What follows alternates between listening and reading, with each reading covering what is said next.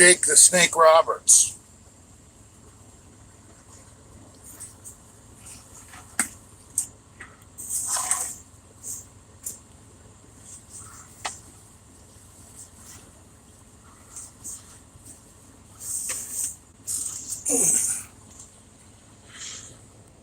Big Gay Masters checking in from the road.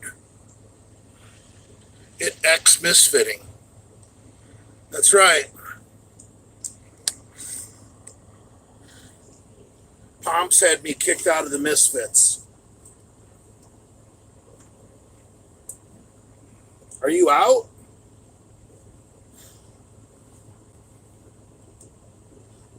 Pomps told Lenny, Brad, and Andrew that he will no longer sell any more Del Rey Misfits gear unless they kick me out of the Misfits. So the three of them had a secret meeting, and it was determined that I had to go. So basically, Pomps got me kicked out of the Misfit.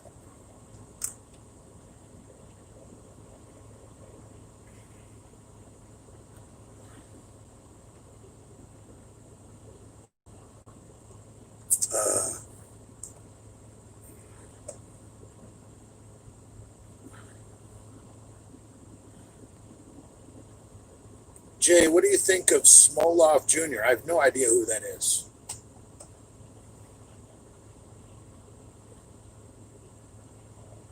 Good afternoon, Mr. Masters. Is there anything I can do for you? Anything at all?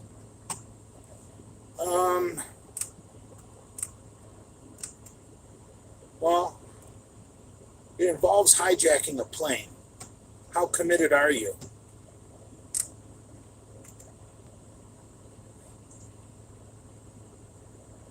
Jay Lenochin.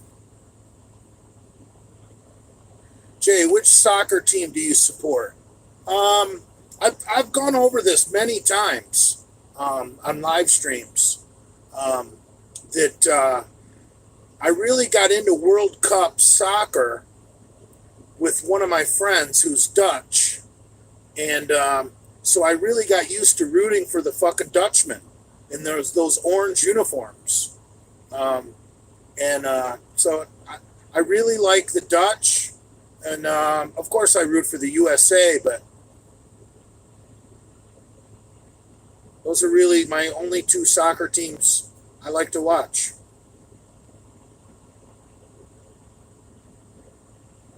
Dutch oven.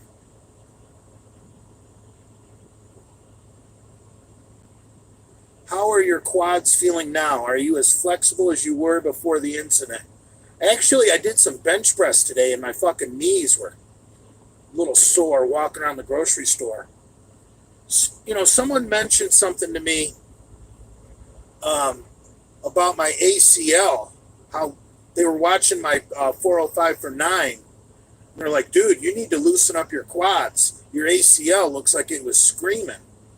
And I've really never noticed that I don't know. I've always just done my bench setup what feels naturally. I've never really tried to copy anyone else's. I did try and copy. I don't want to say copy. I watched a Scott Mendelson video about how he tucks the shoulder blades, and I experimented with that a little bit. I just don't like training that way. I could see maybe getting ready for a meet and just doing that style for a few weeks, but I could never bench like that year round. It's just not fun. You're not, I don't want to say you're cheating, but you're lifting more weight than you're physically meant to be lifting, because you're using a bizarre technique that really uses your bones as fucking leverage. It can't be good for you. Jim Haynes posted a pic of you with steel reserves. Hugh. I don't like that Hugh. Don't.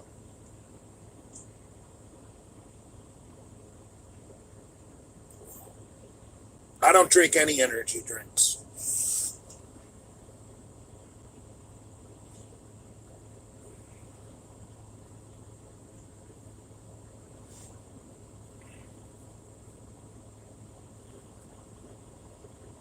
Okay.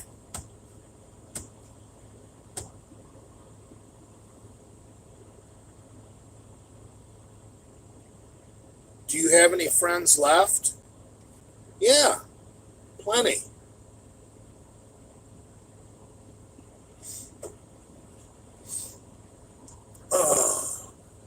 In fact, I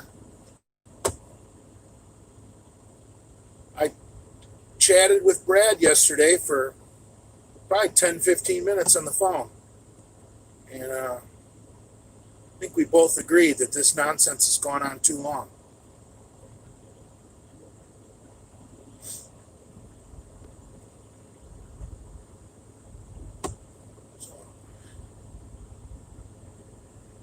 Jay, why are people asking so many sick questions? Because Misfit fans, a lot of them are Jason Genova fans, and those people are just plain out retarded.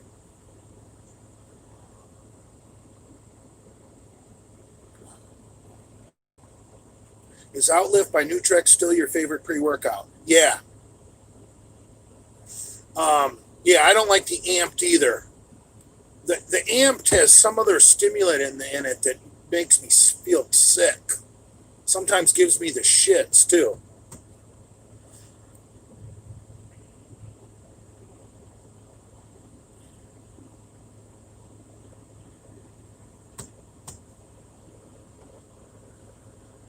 Skateboarders don't fight, bro. There's two kinds of shit talking skateboarders. Well, there might be more. But the two most common shit talker skateboarders, you got one who's lived a fucking pampered life, a life of privilege, where you want to kick their fucking ass, and you confront them, and they flip you off, hop on their skateboard, and run as fast as they can, and then they hide from you forever, and shit talk you behind your back. The other type of skateboarder won't run because they know the beating is inevitable, and they show no emotion while you're beating them, because you can't possibly hurt them more than somebody else has hurt them in the past, most likely their father. And you basically, they're so emotionless that after you punch them a few times, it's just like, it's creepy. You wind up just fucking walking away because they're damaged people. Those are the two main kinds of skateboard assholes. The guy who will flip you off and run like a coward, and then the silent, creepy type that just stands there and takes the beating.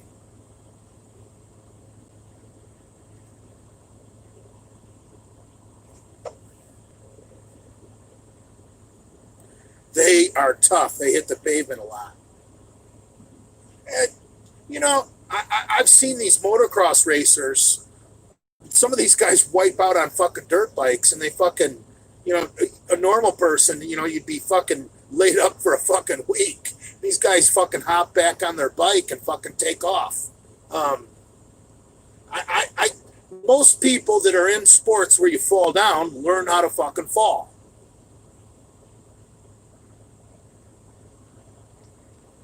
I've seen a lot of those like BMX bikes and skateboarders. Those guys take fucking nasty wipeouts, but they're like a cat. They seem to land and not fuck themselves up too bad. Unless they lose a row of teeth on a fucking guardrail or something.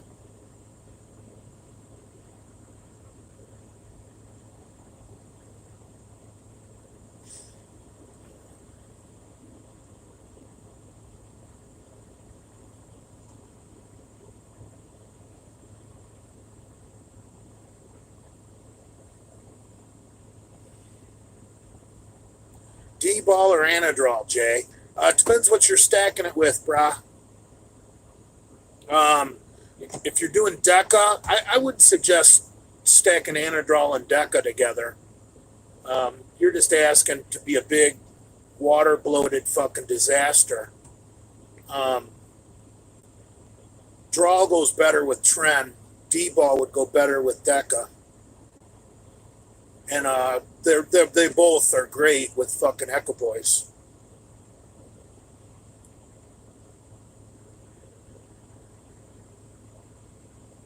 "99% of the trolls are Jason Genova fans who hate the Misfits because they feel like Andrew and Brad used Genova for views and subscribers back when they started the Del Rey Misfits." I don't think that's exactly accurate.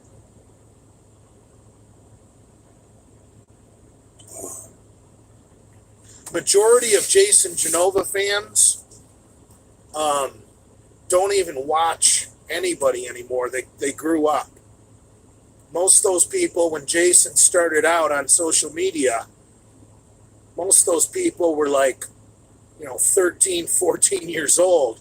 Now, they graduated high school and they're off at college or they're working and they've got lives.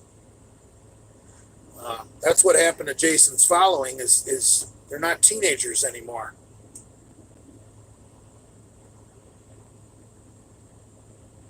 Give conservative Cubans some Anadrols. I'd rather give the conservative Cuban a big bag of blow.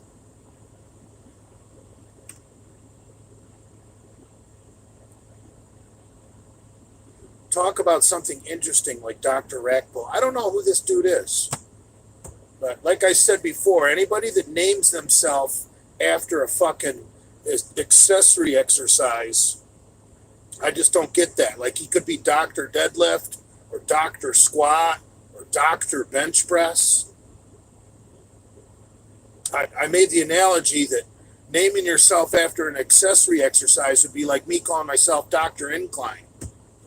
It just doesn't make sense. Jay needs to collaborate with Hammerhead. If I knew who Hammerhead was.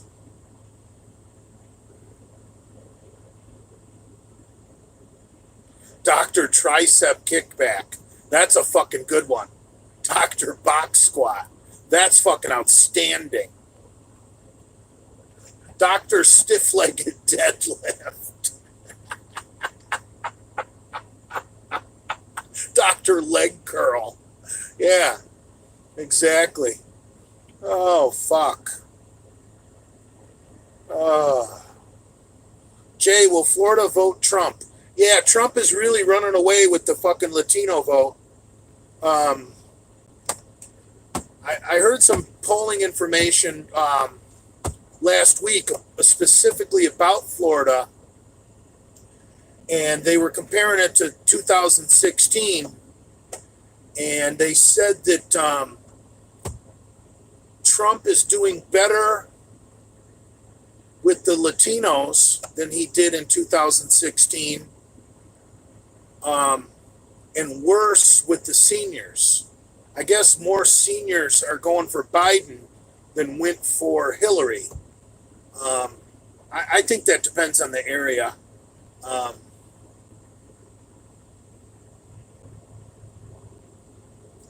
Biden's only going to do well, really, in 3 counties: Miami-Dade, Broward, and Palm Beach.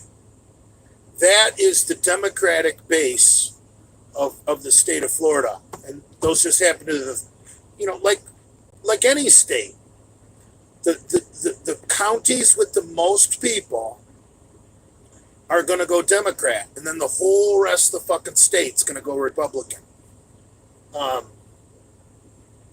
But if Trump is picking up Latino vote, that's huge in Miami-Dade, Broward, and Palm Beach. And I really don't. I think any senior who voted for Trump in 2016 is probably going to stick with him in 2020. I don't see Trump losing seniors. because really Trump was such an unknown in 2016. You know, all that shit about the grab him by the pussy and all that shit he said. You know, that would turn off a lot of old people. But if they still trusted him in 2016, he hasn't done anything since then that's going to change their mind.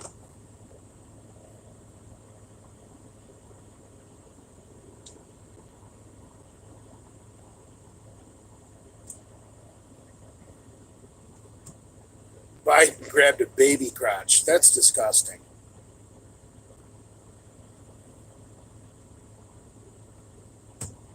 How is your strength today compared to like 5 years ago?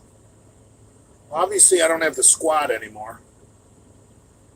Um, I think I've got more muscle than 5 years ago. Honestly, I know I'm fatter, um, but I think my deltoids are the biggest they've ever been in my life at 51 years old.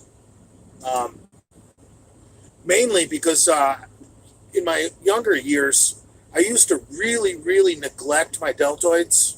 Um, and now I seldom neglect them 100%. At least get on the hammer strength military at the end of my pressing routine and do a couple of sets of 15 just to get a pump. So you can still be strong in your 50s. I mean, lonesome loser goiter neck. That's so stupid. What's funny is you guys call me a lonesome loser. Even though even though I piss people off and a few people hate me, I still got more friends than you guys got. Well, at least most of you.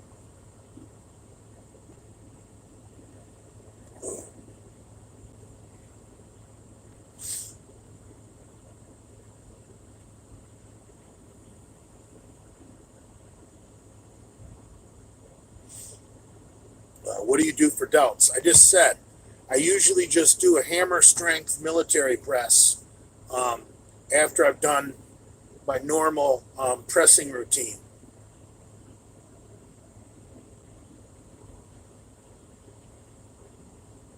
Brad the head that roared. That's a new one.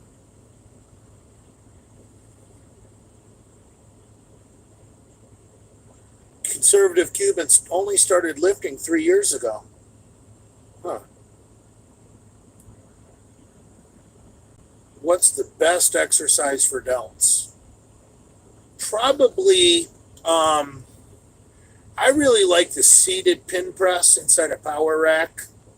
If I wanted to get really strong with my shoulders, I would do a whole lot of seated pin presses inside a power rack. We did those at Bradford Manor when Big Swole was in town. Remember, Brad was quite the asshole that day.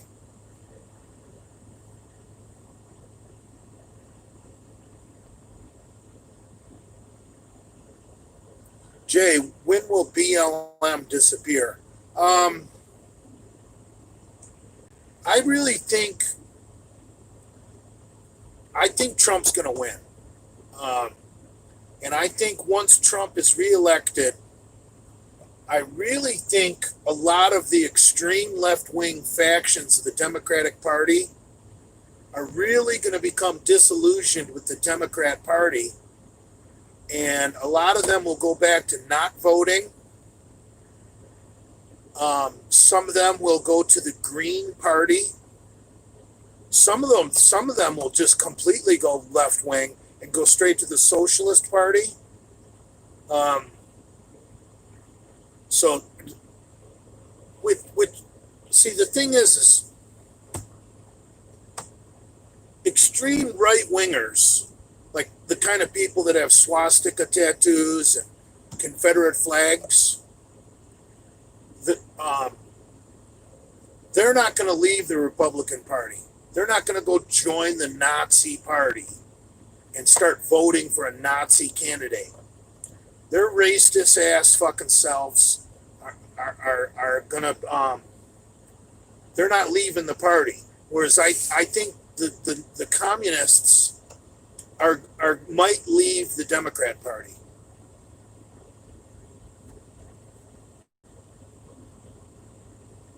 You know, it's funny, like I can admit that a lot of racists do vote Republican. Um, and it's a shame, but they got to vote for somebody, right? I mean, what are you supposed to tell the people? No, we don't want your vote. I mean, you can't say, really, the best thing to do is not talk about them at all if you're a candidate. But hey, when you play to win the game, if some Nazi skinhead is going to vote for you, what are you going to tell him? No, don't vote for me. No, you just keep your mouth shut. You don't even acknowledge them. But really, I mean, if you really, if you think of politics as being just two-sided, left versus right, the extreme left wing is communist. The extreme right wing is fascism, like Nazis. So,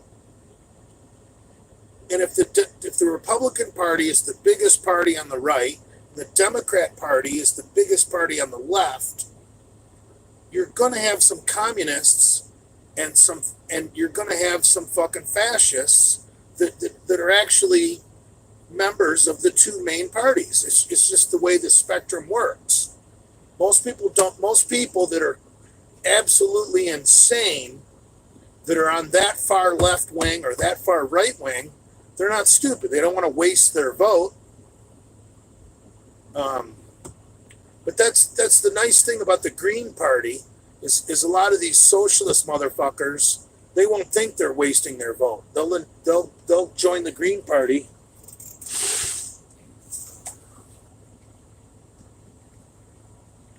I'll tell you, Trump lost a lot of votes in 2016 to the Libertarian candidate Gary Johnson, um, who was, and the Libertarian Party doesn't have any kind of candidate like that this time. They got some washed up retired school teacher running on the Libertarian ticket. So the Libertarians are not going to steal any Trump votes this time. That's one reason Trump's going to probably pick up a few states, especially Nevada. Gary Johnson was the previous governor of Nevada, and if Johnson hadn't have been on the ticket, Trump might have won Nevada.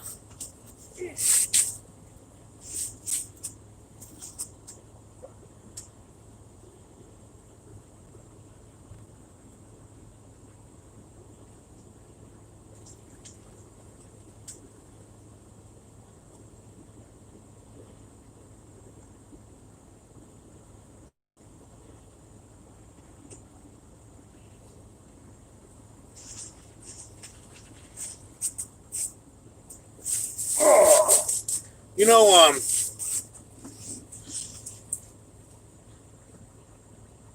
speaking of Dr. Rackbulls, everybody knows somebody who you could nickname Dr. Shrug, who we've all seen the guy. May not be the same guy. There's usually one in every gym who wants to shrug 7 plates, even though he can barely deadlift 405.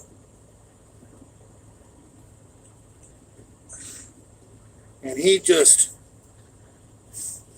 loads up that bar and he gets it up off those pins. He uses his legs to throw that first shrug up there, and then he just uses momentum to get a few more reps. Dr. Shrug.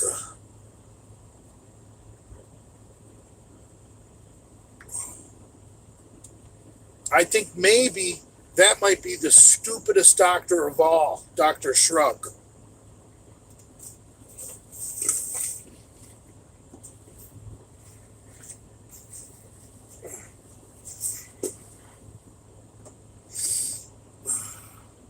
Jay, if you can't wash your hands, lick your fingers.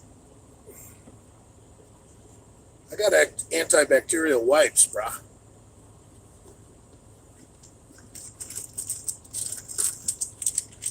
And I got ass wipes.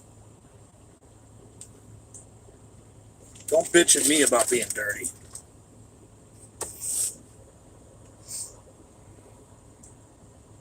Dr. Feelgood. That's a good song. Motley Crue.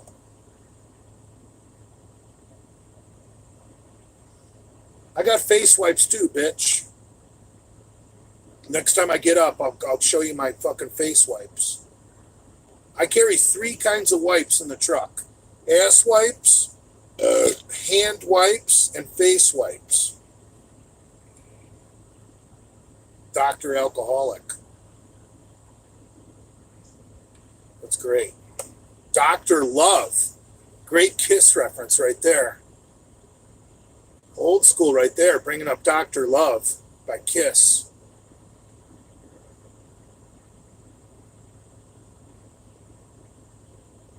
I'll tell you, I think traps are a lot to do with genetics because I've always wanted big monster traps like Lenny.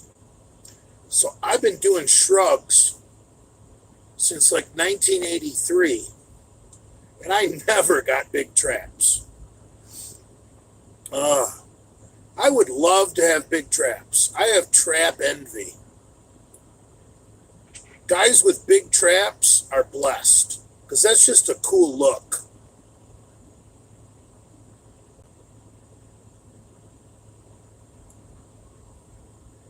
Traps have a lot to do with gear. I don't know about that because I've done a ton of gear and I never got big traps. Traps have a lot to do with diet. When you get lean, your traps look like they're huge. When you're fat like me, you look like you have no traps because you got so much fat up in your upper chest. You have no height to your traps because you're holding all this fat right here.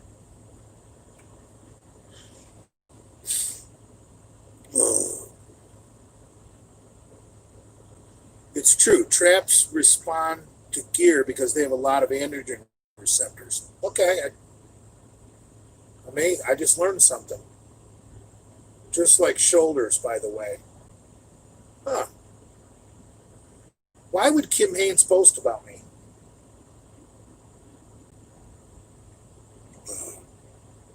Maybe you guys need to attack Kim Haynes. Maybe we need an Order 66 on Kim Haynes.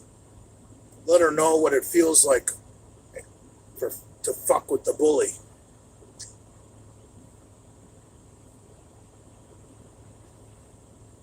It's all genetics at the end of the day. You cannot train for a certain physique. The goal should be to stimulate as much hypertrophy as possible throughout the entire body. Well, I agree with that. Were you on my live stream where I brought up the analogy of a tadpole trying to become a big fucking frog and how a tadpole can do all the lateral raises in the world and his shoulders are still going to only be so big when he becomes a frog? That tadpole needs to worry more about eating and resting. It's true. Your body grows as an organism. That's why the compound movements are the best for just growth and putting on size and for young people. I've been preaching this for a long time. You only need to do about 12 exercises. Pick out like the 12 exercises all the guys were doing, right around World War II, and just get real good at those 12 exercises. Like squat, front squat, stiff-legged deadlifts. There's your fucking leg routine, 3 exercises. Bench, incline, close grip bench, 3 exercises. There's your chest and tricep routine. Back, you got bent over row, shrug, chin-ups. There's your fucking back workout. etc., etc., etc.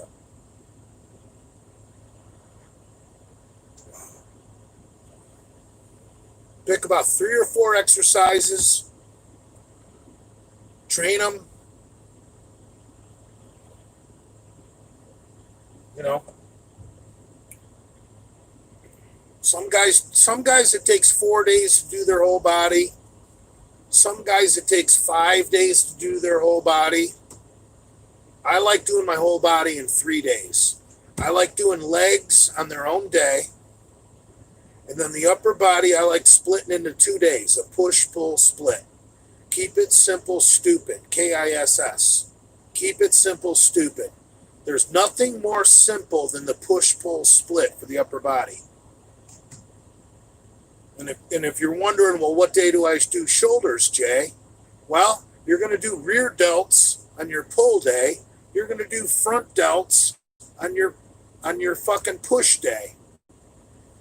Really, that's why I don't do lateral raises, because training the middle delt doesn't really fit into a push-pull system. Is a lateral raise a push or a pull?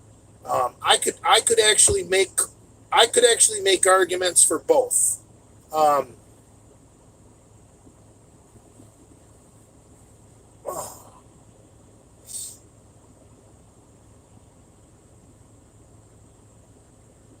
How's Emma doing? I don't know. I haven't talked to her. Incline bench, incline dumbbell, skull crushers, superset with tricep kickbacks, military press, superset with side laterals. I don't know, whatever. You know, I know some guys. Now I'm going back to 1980s style training. I know guys. They did shoulders. And there's no muscle called the shoulder, right? So when they trained shoulders, they would do deltoids and trapezius together. That's what they called shoulders. And they would superset dumbbell side laterals with shrugs. They would grab their dumbbells, walk them over to the fucking power rack. And then they would always do the side laterals first, and then when your deltoids give out and you can't do any more side laterals, you walk up to the fucking barbell and do a set of shrugs to enhance the blood flow to the shoulders. It's a pretty cool superset, really, if you think about it, for bodybuilding.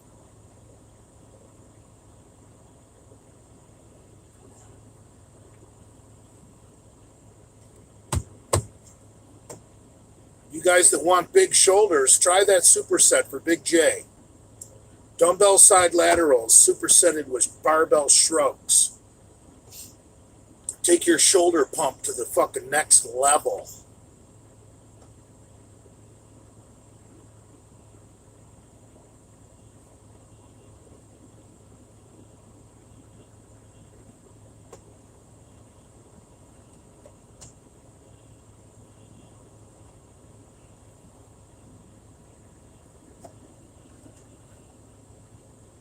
Jay, were you ever lucky to get some chick in the gym? Not in the gym, no.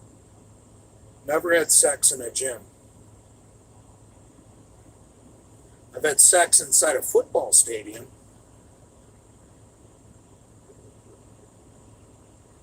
Why aren't you driving?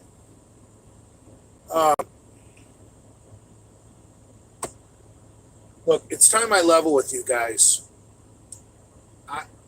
I don't even drive. I hit the lottery a few months back, and I went and bought this truck, and I park it in my backyard, and I just hang out and drink and think about trucking.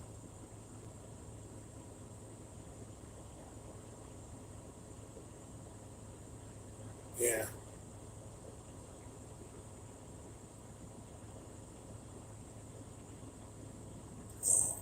Jay, talk about your homosexuality.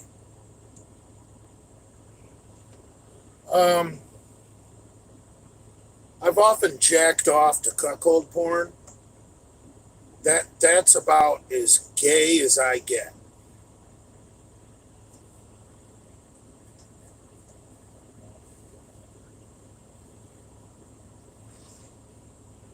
Cuckold porn is fucking pretty good, actually.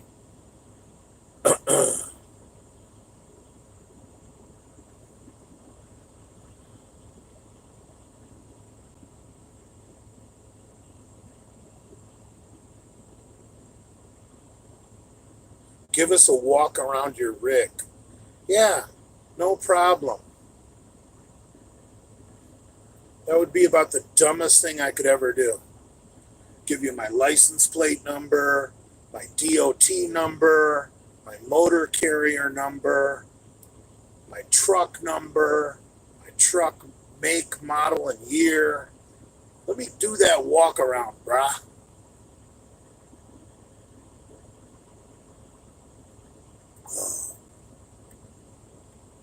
Give us a reach around your rig. Can you give us your max deadlift numbers? I don't have a max deadlift since my leg injuries. The best deadlift I've done since my 2 surgeries on both my knees is 405 for 10. Nothing crazy, but a lot better than a lot of other people can do, especially my age.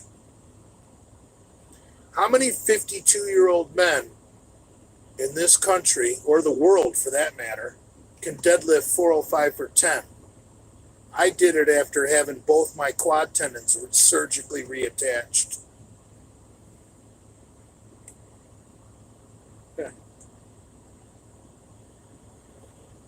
405 is less than your body weight. Well, yeah, I weigh 700 pounds, and I'm ripped. What's your best tricep kickback? I really don't know my best tricep kickback because when I went for my PR, I was actually doing cable kickbacks. Jay, is there any good game for getting gym chicks? I think showing up to the gym in a Ferrari, a Lamborghini, or a Porsche is probably your best bet to get a gym chick. It matters more than how much you can lift or how good your abs are.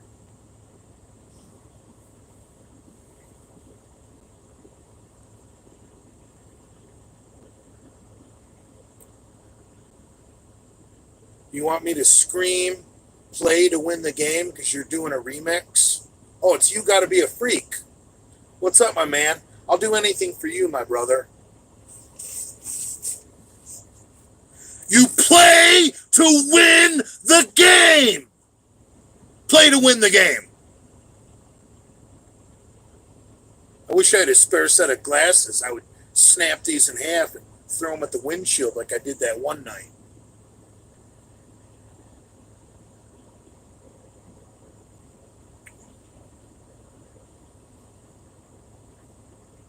All right, I'm gonna try, since You Gotta Be a Freak is doing a remix. I'm gonna have to cut a promo for him. This is Big J Masters, and you're watching You Gotta Be a Freak. And I just want to remind you, you play to win the game.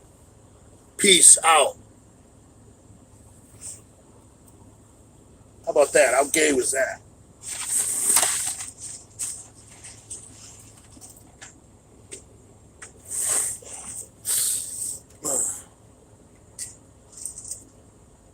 I play lotto to win, not to get a PR. That's a fucking good one right there, brother.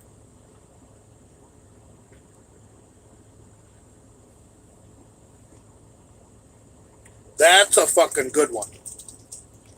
Because for some people, $15 might be a PR on the lotto.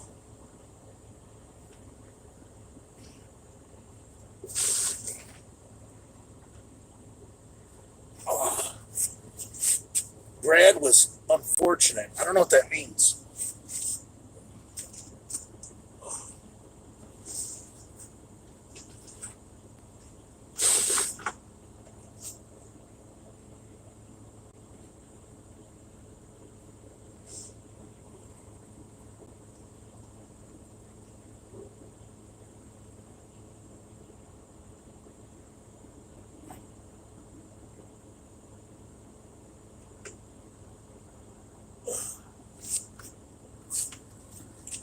I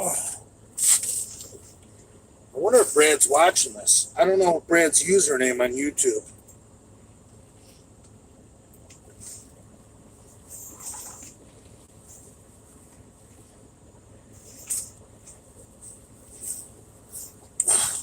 I sent Brad, Andrew, and Lenny a group text letting them know I was going live on YouTube.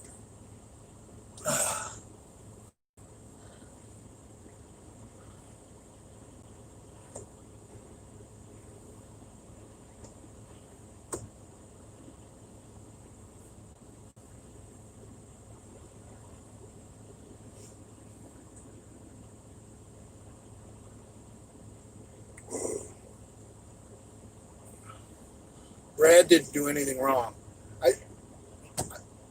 Relative to what? I mean, we all do things wrong.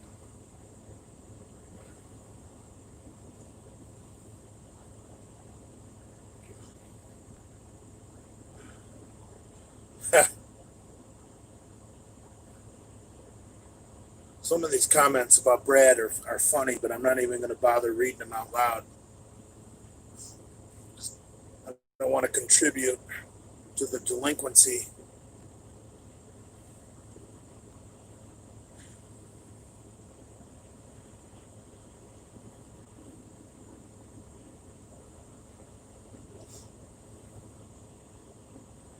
Jay, is there some underlying childhood trauma with your mom being the reason you trash all single moms? That's a really good question. Believe it or not, I had a pretty privileged childhood.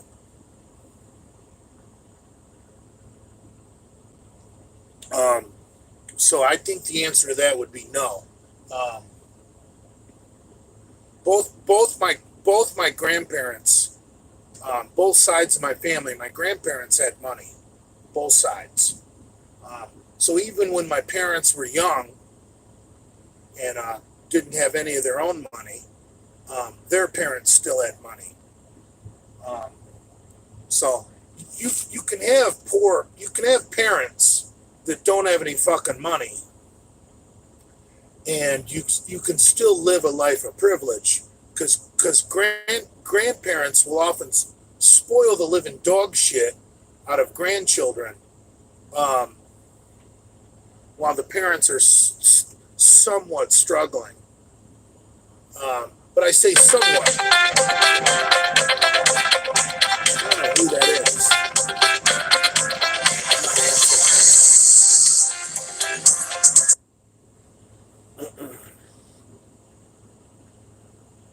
No, it wasn't Brad's number.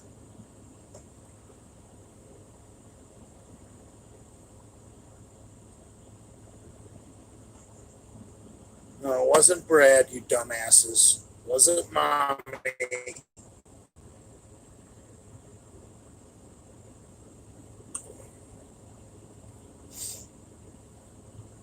Jay, what cycle would you put your teenage self on?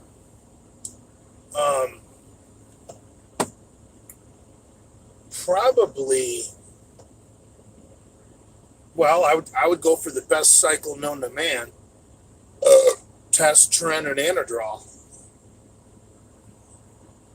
Because your best cycle is going to be your best.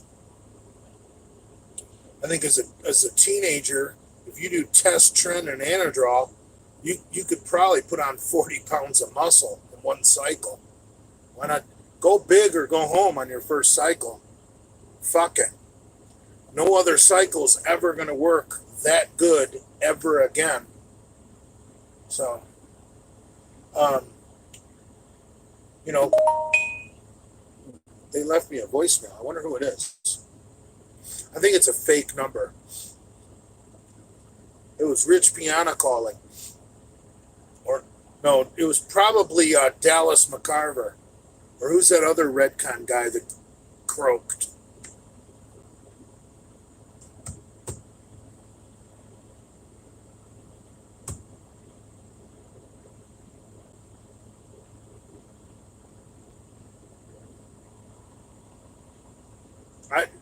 Dude, the reason I don't do overhead pressing is overhead pressing, it not only will you get fucking injured, but it'll also, even if you get really good at overhead pressing and don't get injured, it's gonna basically trash all your other lifts.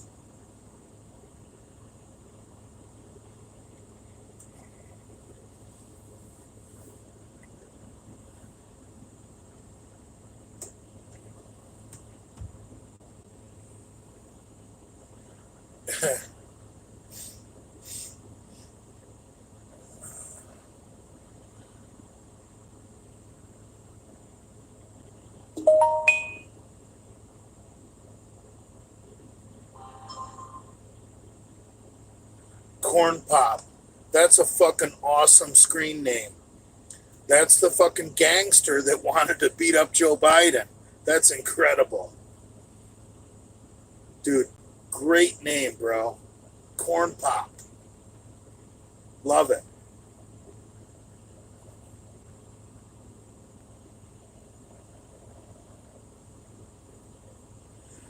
Strict overhead press is something guys did like, you know, turn of the century. And I'm not talking about Y2K. I'm talking about turn of the last century when people really didn't know shit. I mean, come on. Strict overhead press was the lift of choice, you know, when people were doing fucking one-handed circus dumbbell lifts.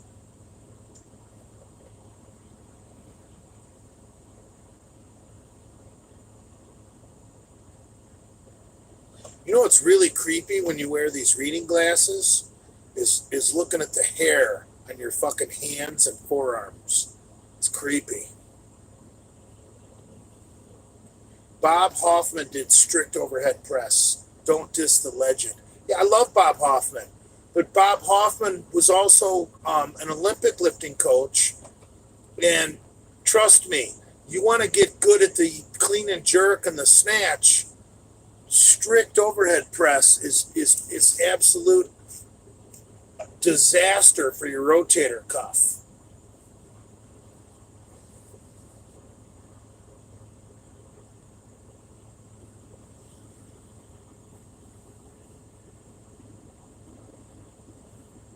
What is the TGG tab? TD.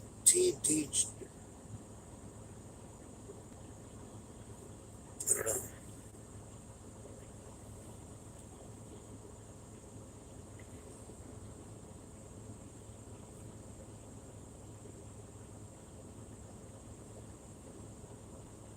I didn't say the clean and jerk was good for your rotator cuff. I'm just saying if you're an Olympic lifter, the strict press is stupid. Like assistance work for Olympic lifters would be like a push press, not a strict press. High pulls, push press.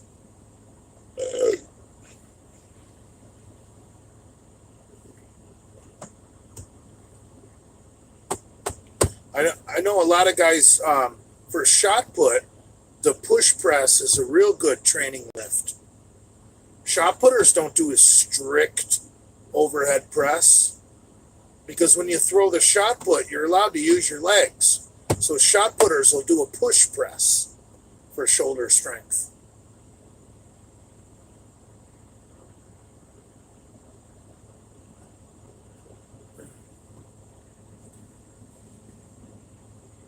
Someone just said their incline goes up when they do a lot of strict overhead pressing. Well, that's because the two are correlated, bro. Remember your scientific method. correlation does not always prove causation. Let me say it again a little slower. Correlation does not always prove causation. The two may be correlated, but don't think one is causing the other. They're correlated.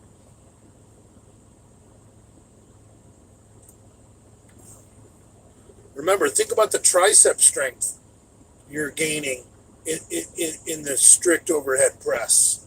That's going to help your other lifts. It has nothing to do with your deltoids. So if you gain tricep strength doing the strict overhead press, of course your fucking incline's going to go up. Jay, Brad called you a loser today. I don't think that's true.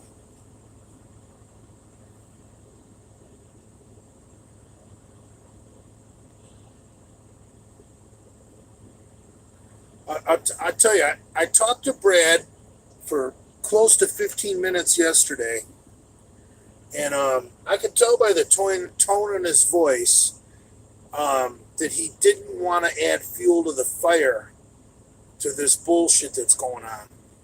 If anything, he wanted to extinguish it. So I'm not going to believe you.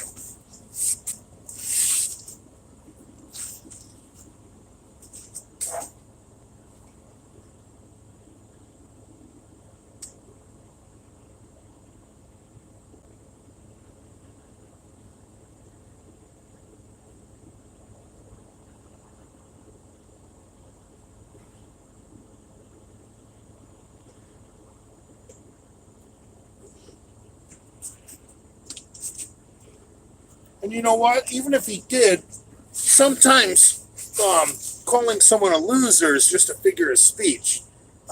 Like if one of you guys said, "Hey Jay, Lenny did a neck training video today," I'd be like, "What a fucking loser." It doesn't mean I think Lenny is a loser. It's just an expression. So even if he said it, I'm not going to get upset. Who cares?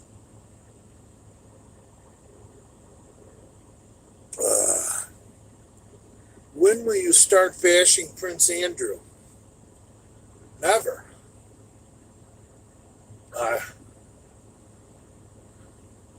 I'm a Trumper, man. I'm loyal. I'm loyal to fucking Israel. I'm under strict orders.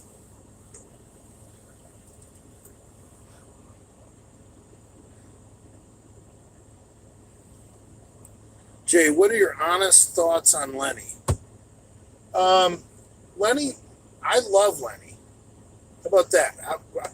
How about Love? Love Lenny. Do I like Lenny? Yeah, a lot of the times. Do I love Lenny? Fuck yes.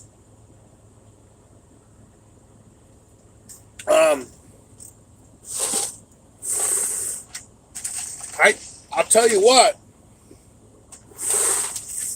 Take a look at the two people. Lenny's lifting technique is 100% garbage. And a lot of Lenny's lifting theories are 100% garbage. But if you look at the two people that Lenny has had a huge impact on their lifting, the great Andrew Kalura, who quite possibly might have the greatest raw bench in history. His 650 raw is one of the best raw benches I've ever fucking seen. Way better than some of these fat assholes who are doing 700 nowadays. And Aladdin, look at the progress Aladdin has made. Jesus Christ. So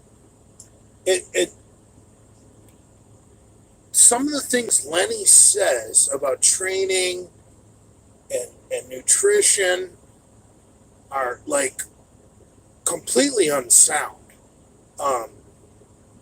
But when you look at the two people I just mentioned, the two people he's probably had the biggest impact on, the great Andrew Kalura and the genie in the bottle, Aladdin. Jesus Christ. If you just judge Lenny on those two people, Lenny would be the fucking world's greatest personal trainer. And Lenny is a flat earther, a fucking Holocaust denier, and I don't think Lenny believes we ever went to the fucking moon. So Lenny is just a one of a kind. And there's no other way to put it. The guy's a one of a kind. One of a kind. And I love him to death.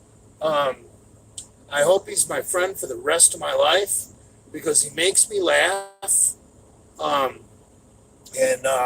he makes me happy. When I'm around him, I'm happy.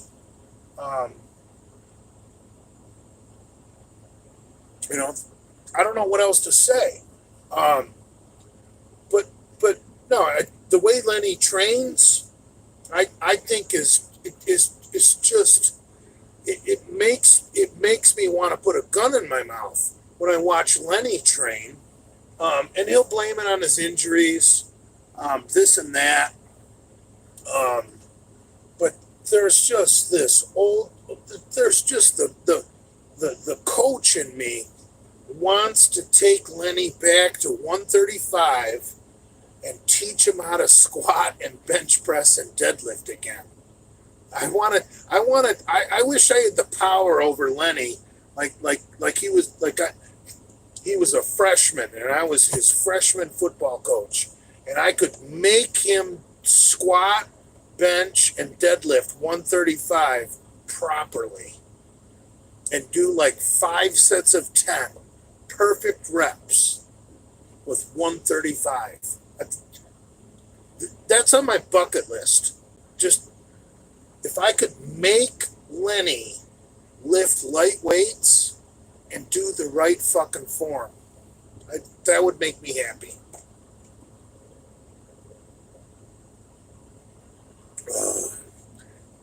Seeing Lenny do behind the neck press that day at Bradford Manor when Big Swole was there, Jesus fucking Christ. He had his ass scooted so far forward on that bench. He was basically in an incline position on an upright bench. So he's on a bench that's like this, but his body was on an incline. He's like laying back into a military, a straight up shoulder press bench. He's laying back in it because he had scooted his hips way far forward. So his neck is all fucking like fucked up like this. And he's trying to get that fucking bar behind his head. And he doesn't have the fucking mobility to get it even behind his fucking head. And he doesn't have the he's going like this.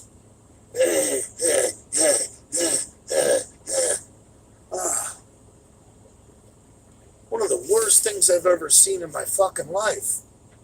But, you know, whatever. Look at Aladdin. And I don't think Aladdin knew anything about training before he let Lenny move in with him. And look at the progress Aladdin has made. It's amazing. And I feel bad for Aladdin because I guess his show got postponed again.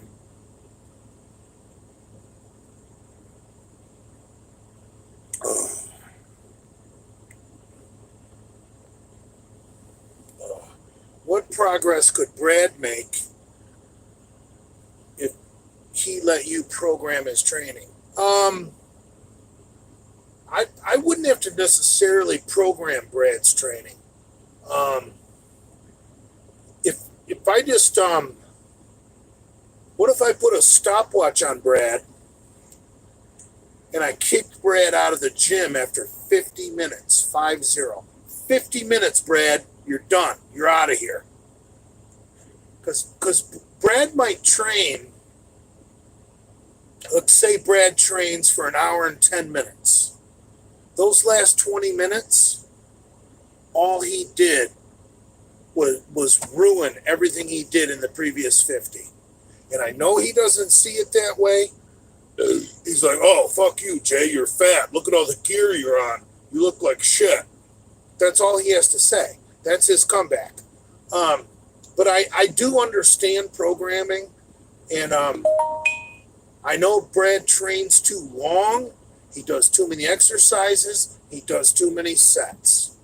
And I wouldn't even have to really get complicated with Brad's programming. I would start by limiting what I would allow him to do. I would say, listen, cocksucker, you're allowed to do 4 exercises today.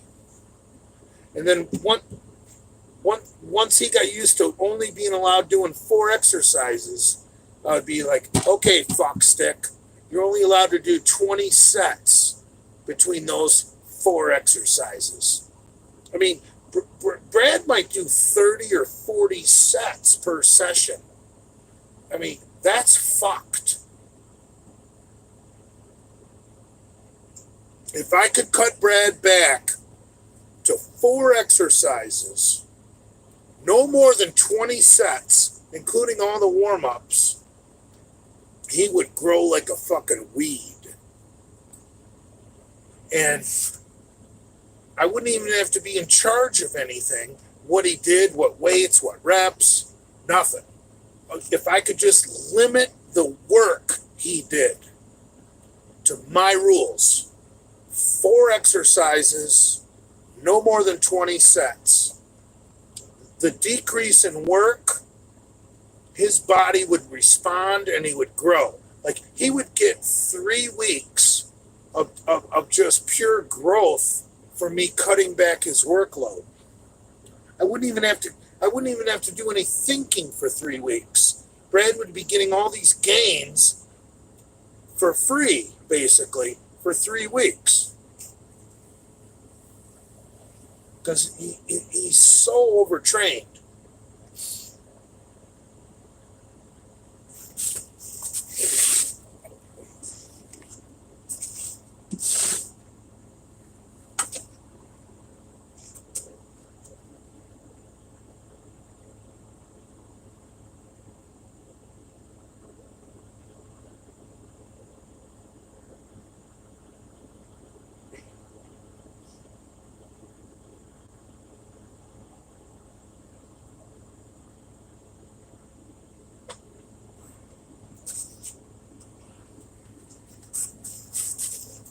I had to piss again.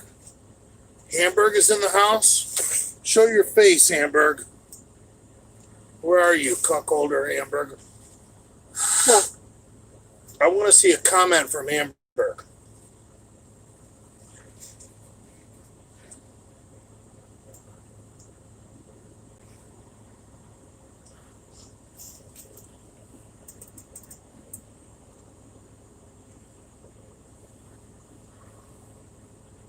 Hamburg, are you aware that Pomps beats the fuck out of his dick looking at pictures of your daughter? Hamburg, you need... Show your feet, Hamburg. That's disgusting. Hamburg's probably got cute feet. I'm kidding.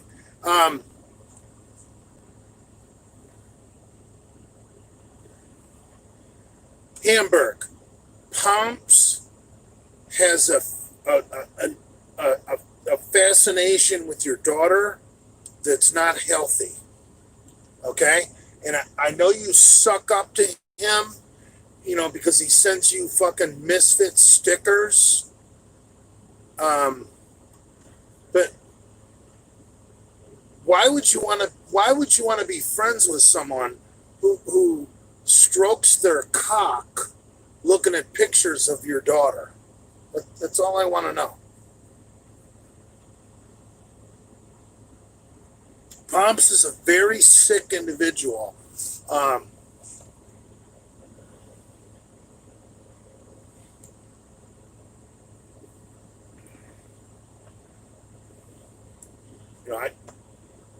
The Hamburg family is a nice family.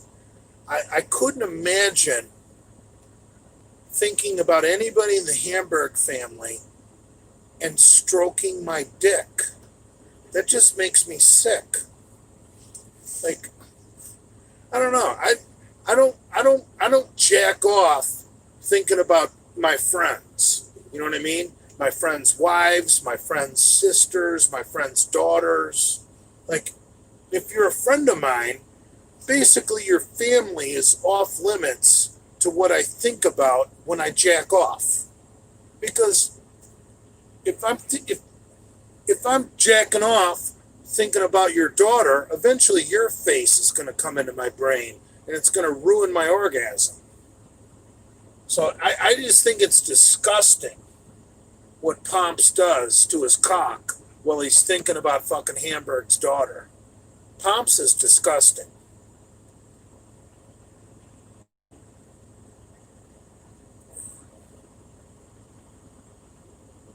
Oh, Johnny Bravo in the house. Jacking off thinking about Big Rob's wife. Never thought about that. I'd have to see a picture of her Arabic toes. Arab women have nice feet.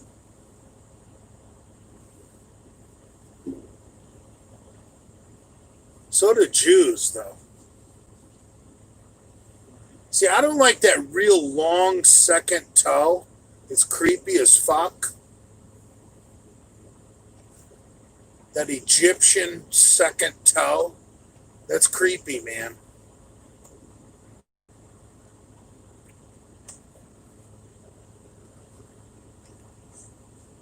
Dude, I'm finally somebody. Johnny Bravo is here.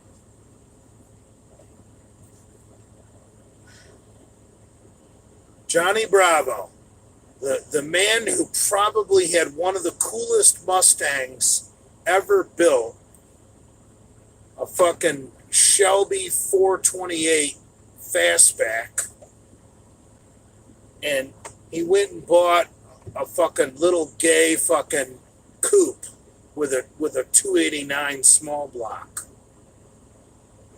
That's like a 289 fucking coupe is the kind of Mustang you buy your daughter. Potential spam.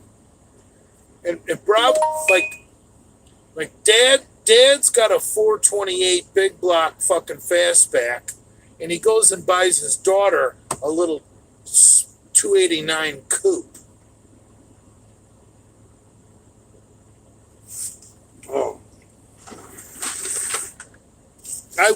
I would never, ever, ever in a million years get rid of a big block fastback Mustang to get a small block coupe.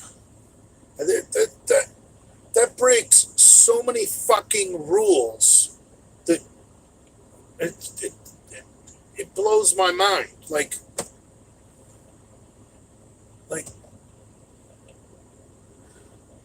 if Steve McQueen was alive today, he would slap Bravo's face because that Bullet Mustang that Steve McQueen ran in the movie Bullet, that was a 390 GT. That was a big block fastback.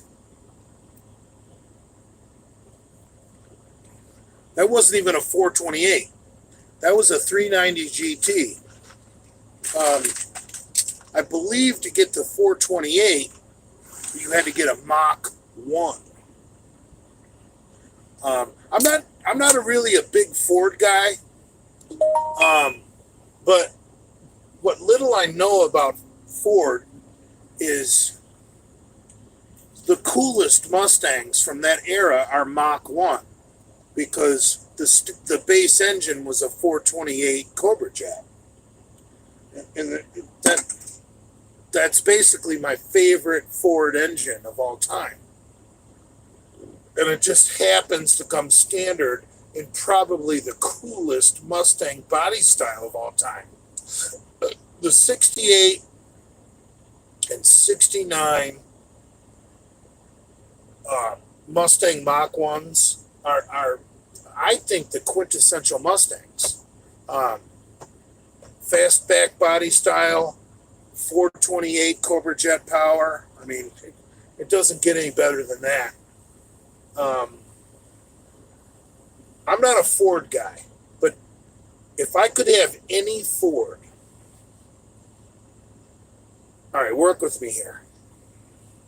I would take a 1968 and a half, because they didn't make this car at the beginning of 1968.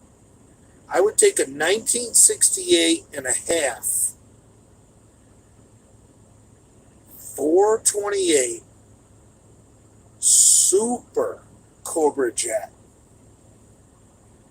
with a 4-speed and a locking rear differential and no other options. I want 2 options on the car: a 4-speed transmission and a locking rear diff, and I want it black on black on black. That's it. Just give me a 68 and a half 428 Super Cobra Jet, 4-speed with a locking rear diff, with no other options, and I want everything on the car black. Black on black on black. Black top, black interior, black paint, just all black.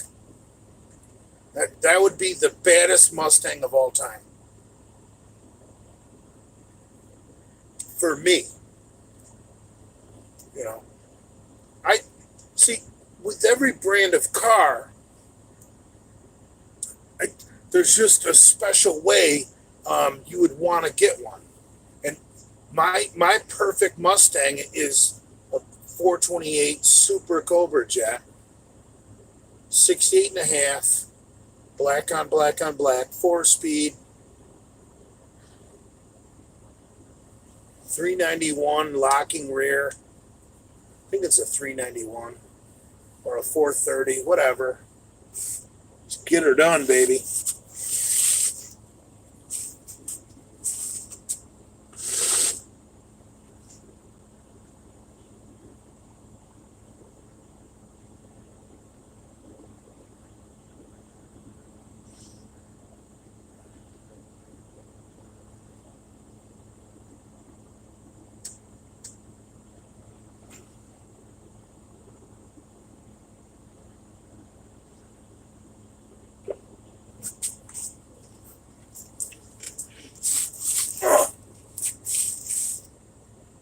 Ford also didn't sell out like Dodge. I don't know what that means. You mean the bailout money? No, Ford didn't take the bailout money.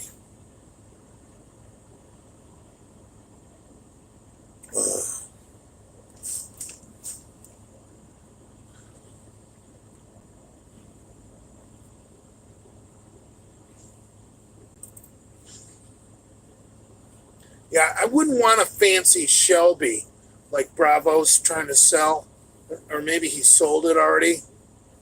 I would want a bare bones, like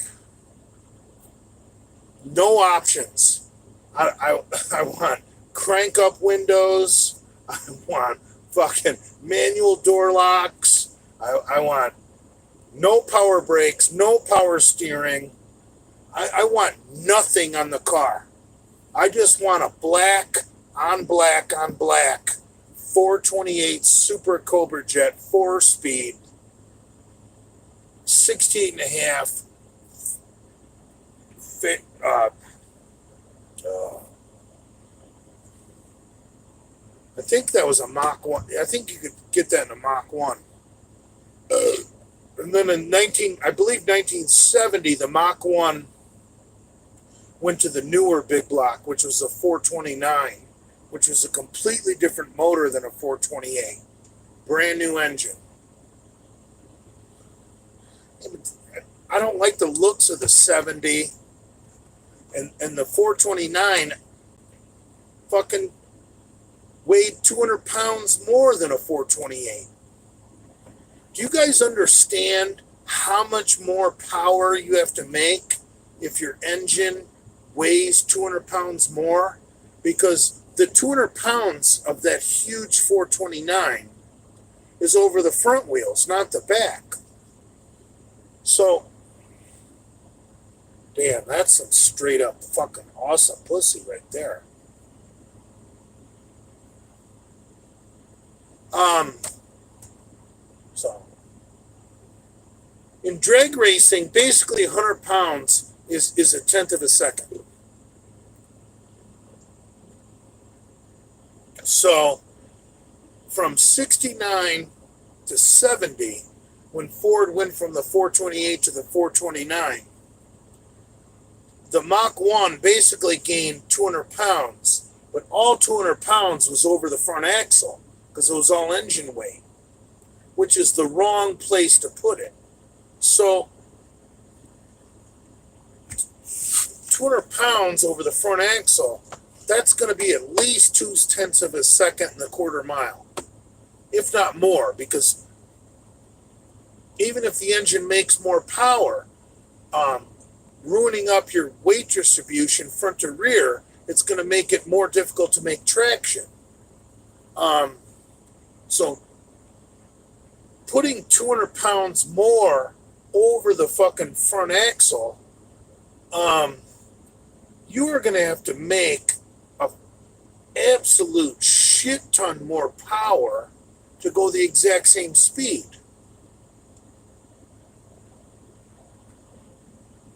Oh, she's with that guy with that fucking sweet lime green fucking drag boat.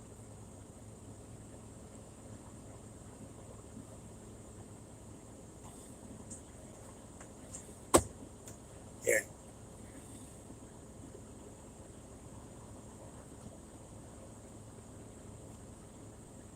Jay, did you film the tape for Libby and Tyler? I don't know what you're talking about.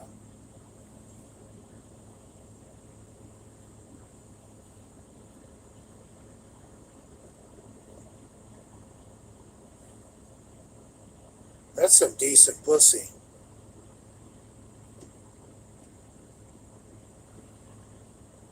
She looks kind of nerdy, which is hot. Nerdy chicks with a hot body are the best.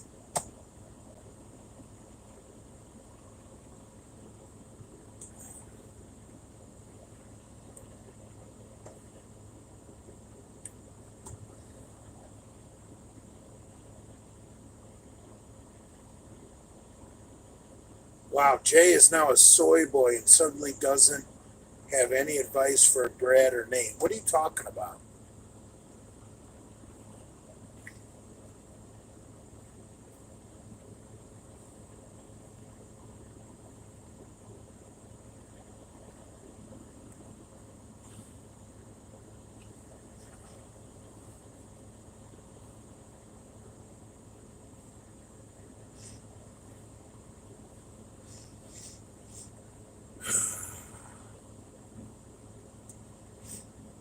Back to what we were talking about before, though. Every make and model car, if you're a car guy, there's a particular way you would want that car to be your dream car. Like the way I described my perfect Mustang. I wouldn't want my Camaro or my Pontiac GTO to be optioned out like that. If you're a car guy, every car is going to be perfect to you, optioned out the way you want it. Like, you know, for me, my perfect Pontiac Firebird is a 67 Firebird 400 in Videro green, which looks a lot like British racing green. You know, with a fucking 4-speed, 390 gear. All right, okay, bad example because I would want my ideal Firebird to be equipped exactly like my favorite Mustang, except for color. I would just want my Firebird to be green. and my Mustang to be black. Bad, bad, bad example.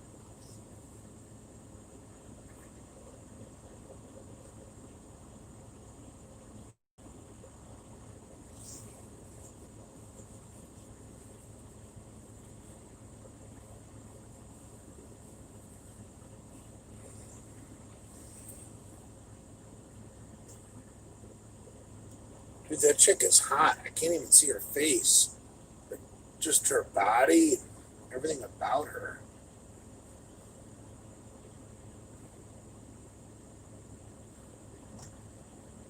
Comes a point in life when you're old like me, when you're going on 52, a chick's face doesn't matter. But you're gonna ram that into the pillow anyway.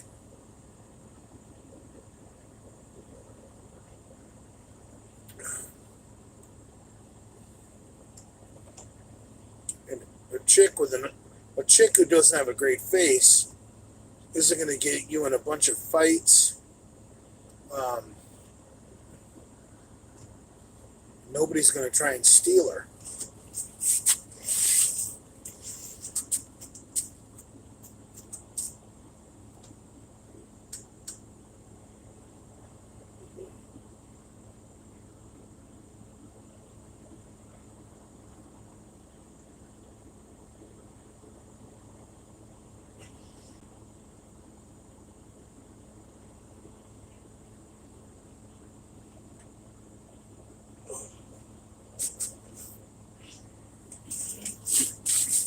Is the conservative Cuban still on here?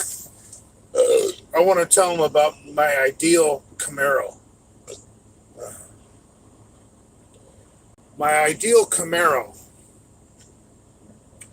would be a 1969 Copo, which is corporate office production order, 427, which is a 7-liter.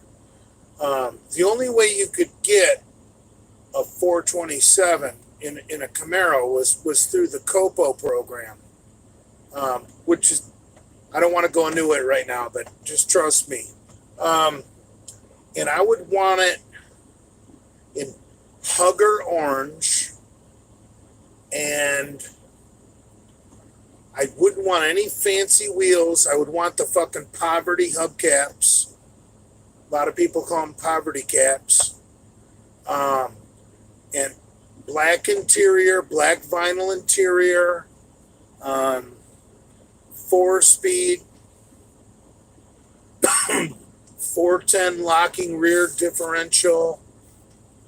And much like the way I would want my Mustang or my Firebird, no other options.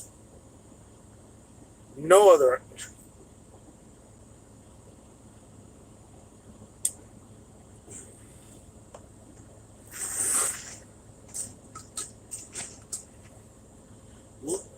Muscle cars that are all loaded up with options are I think, kind of gay. You should have like nothing in those cars.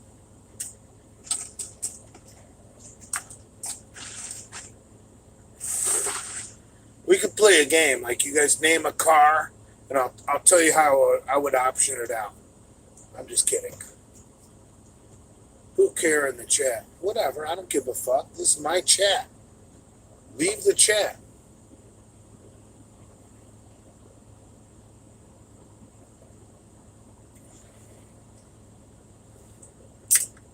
Muscle cars don't need AC. Absolutely not.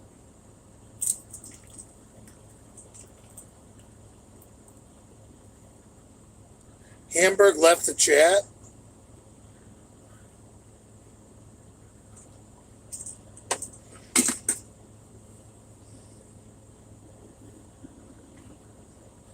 Ever rub one out thinking of Taco Queen? No, that's disgusting. No, I addressed that earlier, that if you're a friend of mine, your family is out of my spank bank. I can't do that. Like, I can't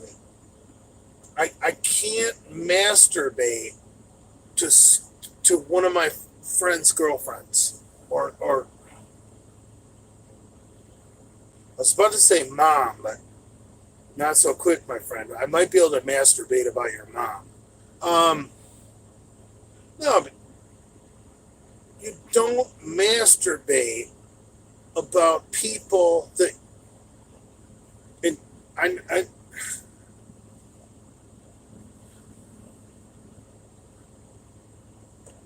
yeah, that's just fucking creepy, man.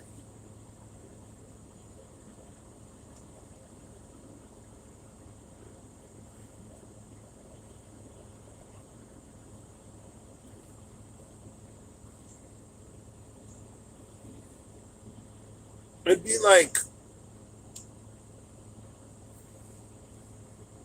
me jacking off to Diana Maybrook. Like I couldn't respect Johnny Bravo like that.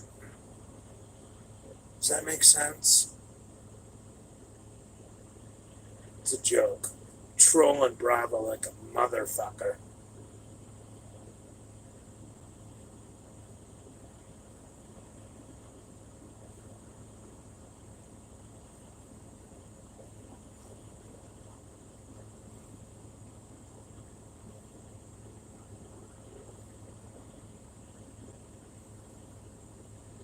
Yeah, the chick's pretty hot.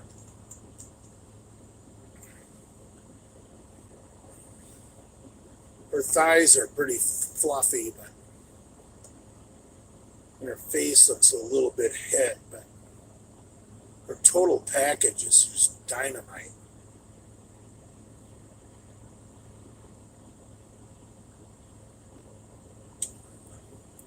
Get that, maniacs?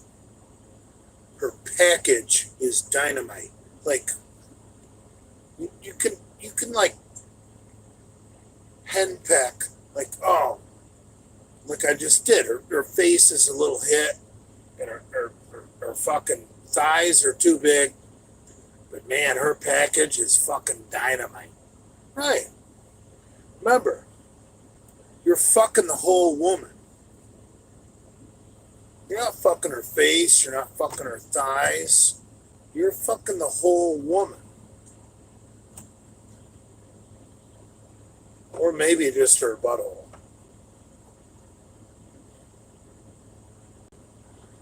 Plymouth GTX. Actually, I'm more of a Roadrunner guy. But the GTX, I think, is a very similar car to a Roadrunner.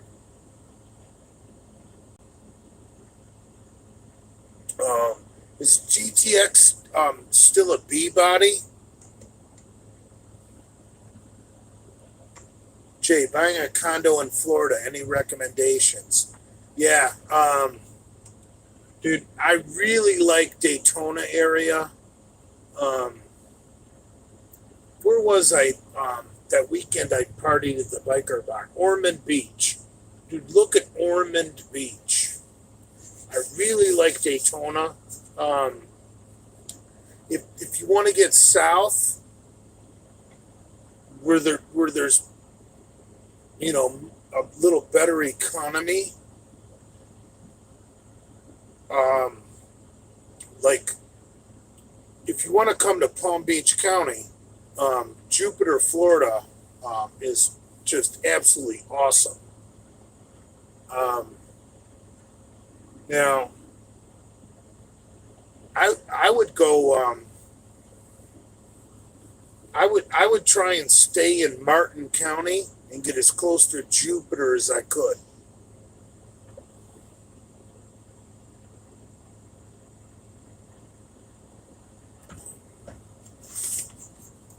Oh, I gotta piss again. Dale.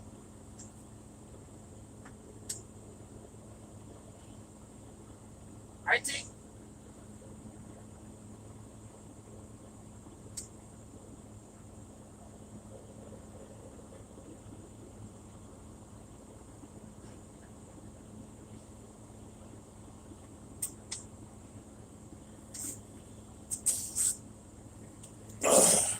Yeah, see, Chrysler had too many muscle cars.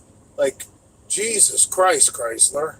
Um, like, I just found out I'm 52 years old almost, and I just found out what a Super Bee was the other day. You know, I've been around muscle cars my whole life, growing up in the Detroit area, and I still can't figure out all the Chryslers. So, um, the Super Bee just seems like a stupid car to me. It's basically just a Charger with no options. It was basically what it was their answer to the Roadrunner. Um,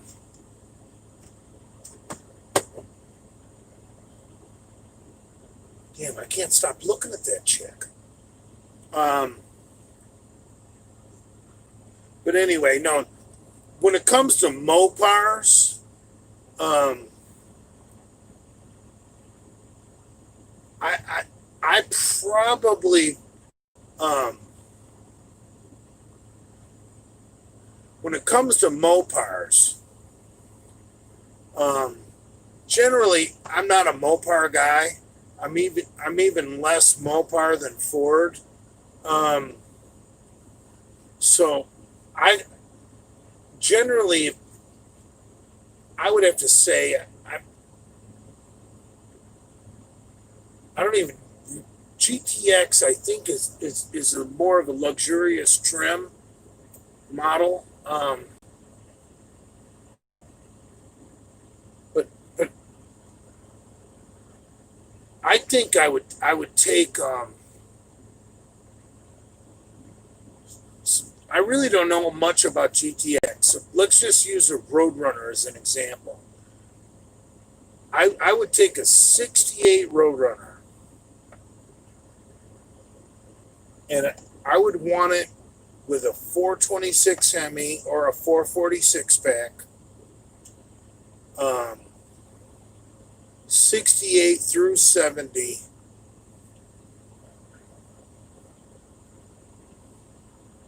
Um, since that's a big car, I don't have to have a 4 speed. I would take the 4 speed or the 3 speed automatic. Um, Now, to make to make a Hemi or a 446 pack Roadrunner cool, here's what I would do. I would want to get the bench seat up front because putting bucket seats in a Roadrunner is like putting lipstick on a pig. You still got a pig. So I would get me like a fucking nasty Roadrunner with a fucking 440 or a 426 Hemi, bench seat up front, and a column shift automatic. Um,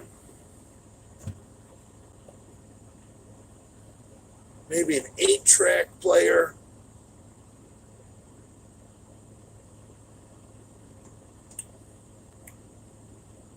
Yeah, you get a Mopar. You gotta think.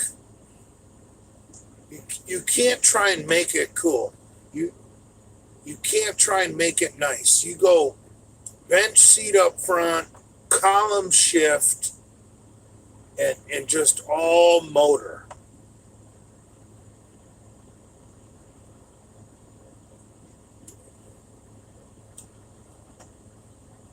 Like imagine a 68 Roadrunner, 426 Hemi with a bench seat and a column shift fucking automatic.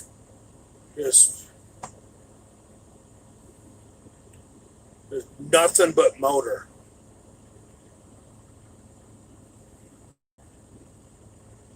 Thoughts on Brad?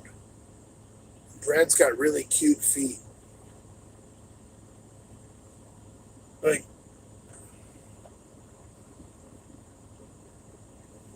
Brad has really hairy toes, but because he walks a lot doing his mail route, um, his socks rub the hair off his toes.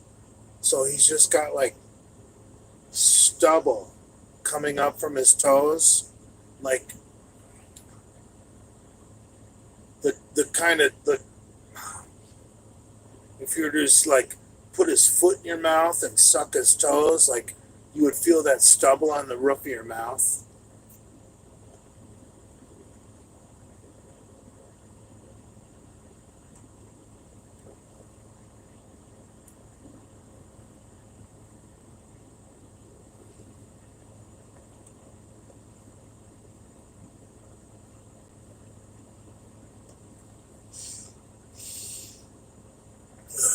Brad doesn't paint his toes. Brad's a tough guy. I'm the queer that painted my toes.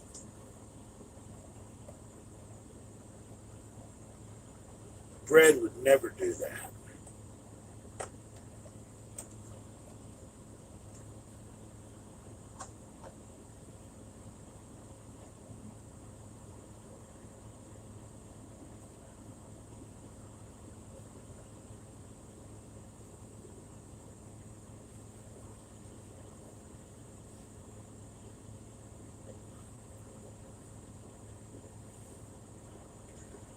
Thought you didn't fantasize about friends.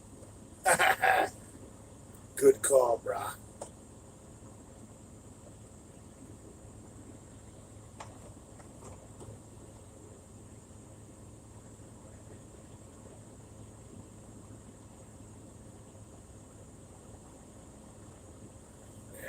I dude, my whole life, jacking off about your friends' girlfriends or your friends' wives, that's just taboo, man. That ain't good for your brain.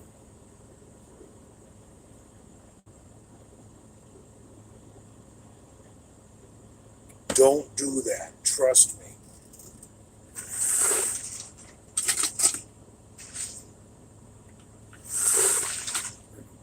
All sorts of fucking women on the internet nowadays. You don't ever need to jack off thinking about one of your friends' girlfriends or wives. Just don't do it. Just don't do it.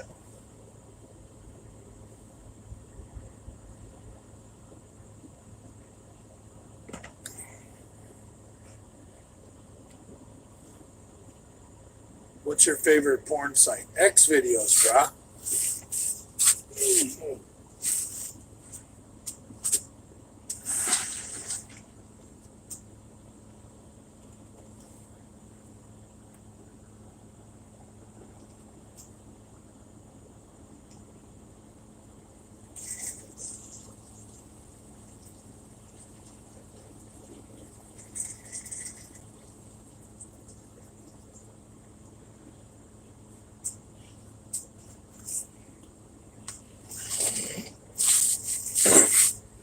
It really pisses me off that you guys said Kim Haynes posted a picture of me.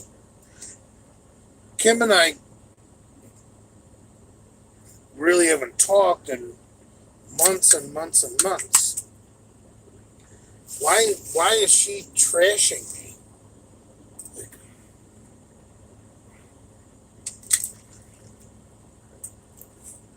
it's fun to trash people in the Genovaverse for a few weeks, and then you move on.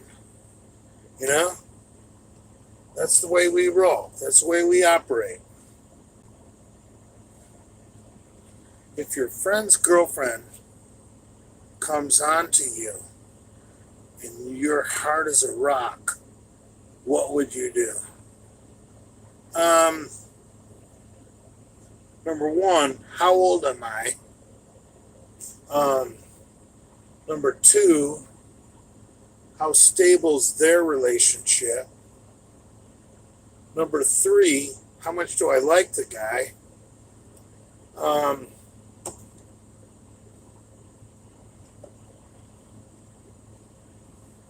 Number four, how close is the nearest beer store? Because the best thing to do would go get more alcohol and kill your heart on.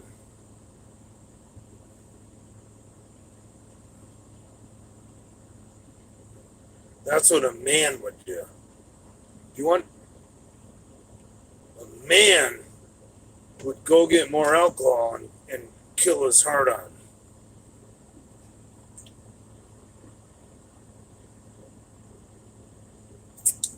Not betray his friend.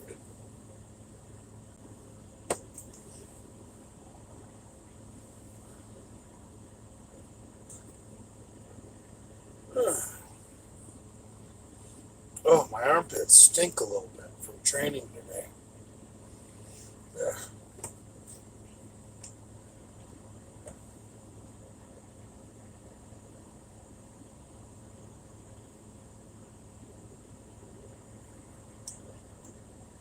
No, I'm not welcome at Bradford Manor. Why don't you guys get over it?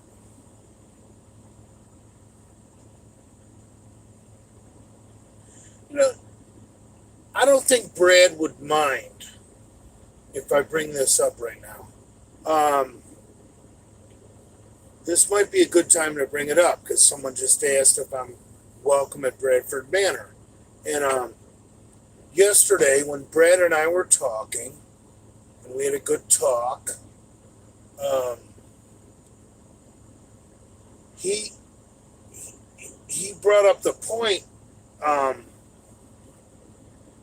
He said, Valerie said I should invite you over and we can put an end to this shit.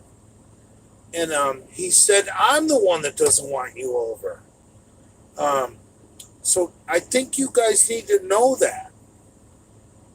That's straight out of Brad's mouth. And I don't think Brad will be pissed that I'm letting this out in the open.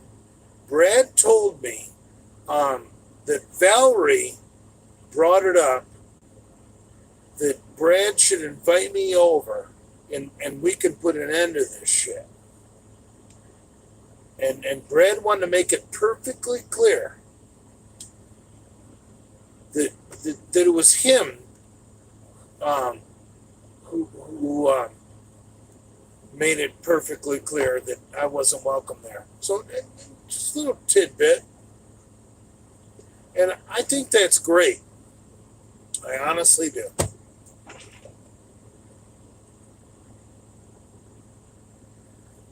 But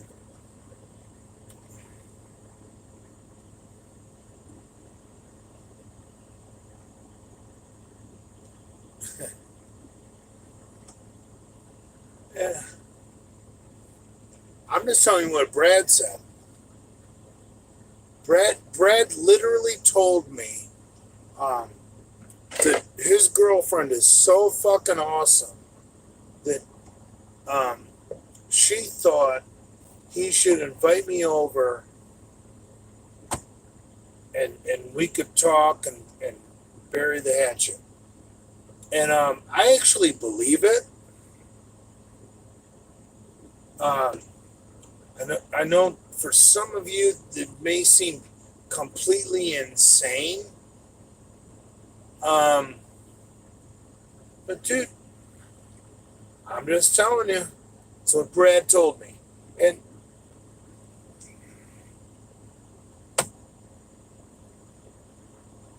that's why I'm not talking shit about fucking Brad and Valerie today. Because of the talk I had with Bradford yesterday. They're fucking awesome people.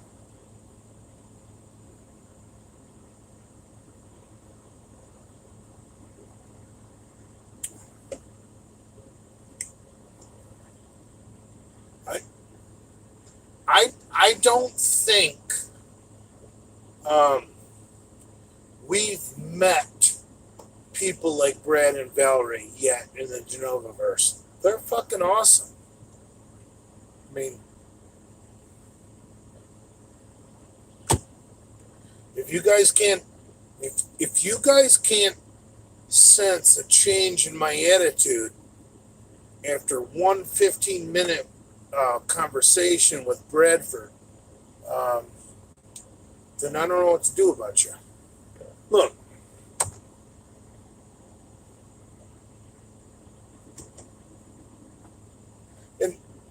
Look, I really don't know if what Brad told me is true, but that's what Brad told me. But I actually believe it. I, I, I actually believe it. I think Valerie is. I think Valerie said that. I if Brad told me that, I believe it.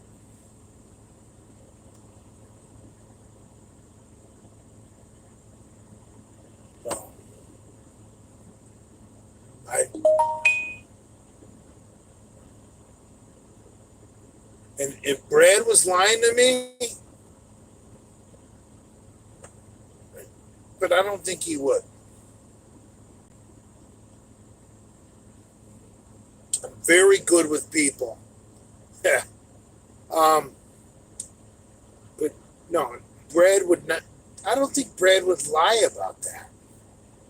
When he said, Valerie said, you should invite Jay over and we can bury the hatchet. I, I, I dude, I, I think she said it, and I know Brad said it. So I don't think Brad would make up something that Valerie didn't say. So I think it's 100% credible. Um, how can you not love those two? I mean, fuck.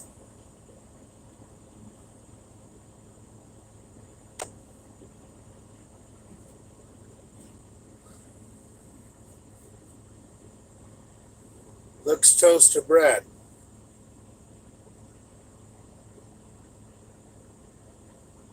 Brad's a good guy. Dude, I know this is blowing you guys' mind, but I'm saying Brad is a good guy. Yeah.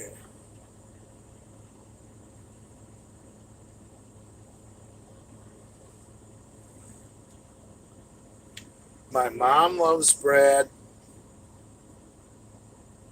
My girlfriend loves Brad.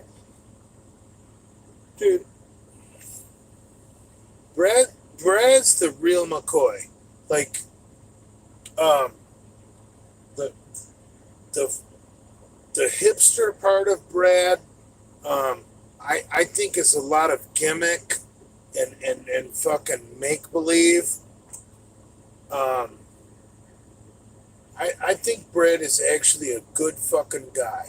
Like, I really do. I mean, the yesterday on the phone with him when he told me that when he was like, "Listen, you fuck," Valerie actually told me that I should invite you over, and and so that we can fucking put an end to this bullshit, dude. That blew my mind. Blew my mind. Blew my mind. Um, like I thought I knew people. When Brad told me that Valerie said that, blew my mind. Like, so, Brad is fucking awesome.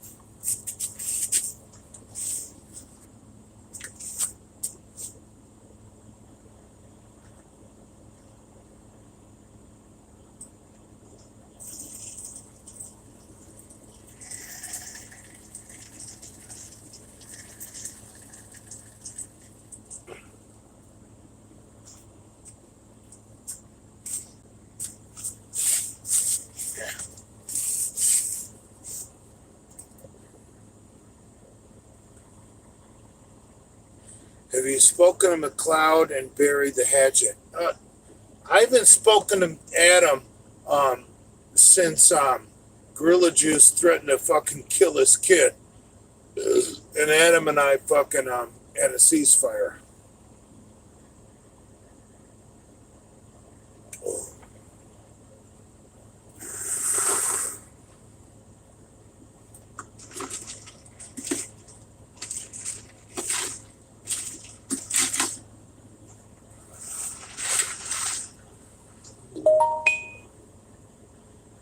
Adam McLeod is a nice person.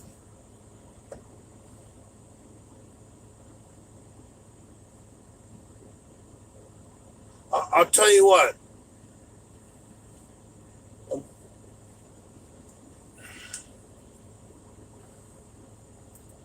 I, you know, the nastiest person in the Genoviverse right now, I think is probably Pomps, because I don't even talk shit about Nate anymore. Nate is pretty much grown into his role as being a cuckold.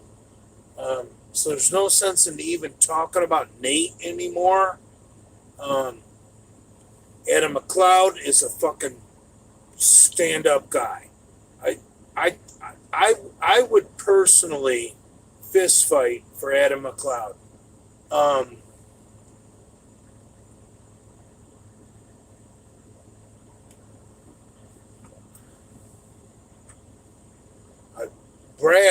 Brad's character grew fucking 400 times yesterday with me. Um,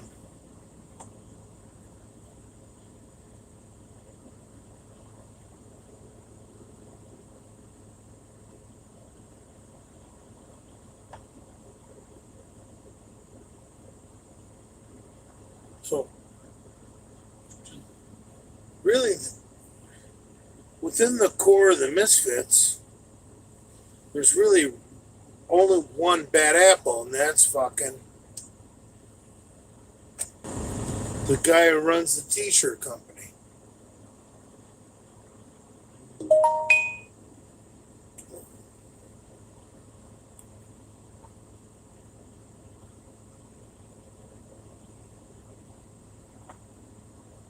Keep sending it.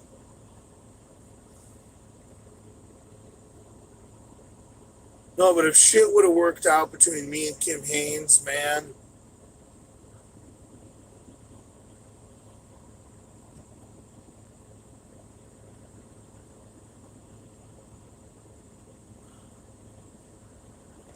Dude, I there's no fighting Pomps.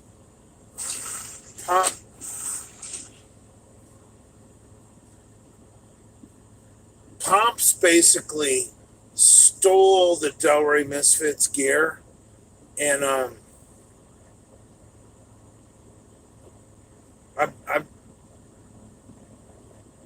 if any of you guys have any ideas how we can get the Delray Misfits gear back from Pomps, let me know, because I'll tell you what, I guarantee you, Brad and Andrew are not happy they gave that business over to Pomps, because nobody's getting paid.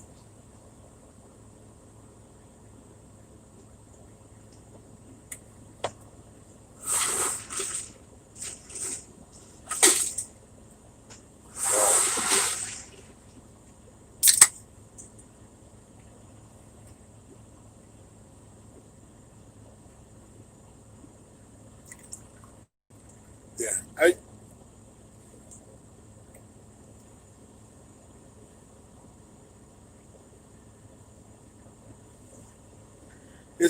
it's time to stop all this bullshit quarreling among the Misfits. Um,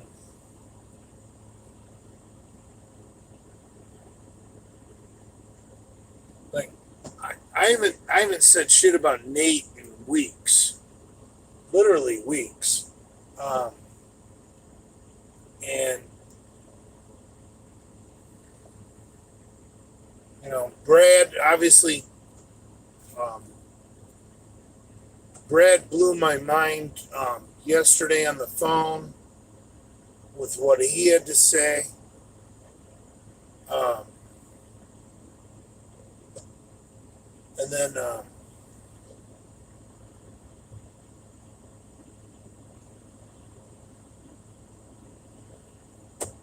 McLeod, you know, A few weeks ago when fucking Gorilla Juice threatened to kidnap McLeod's son. Me and McLeod fucking called a fucking immediate fucking ceasefire. Um, look,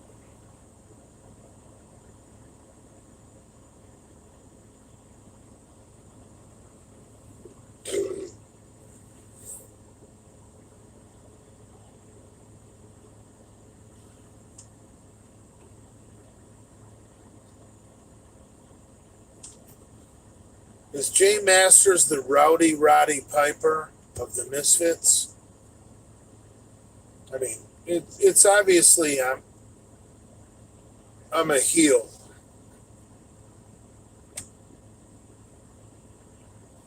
but even a heel knows when he needs to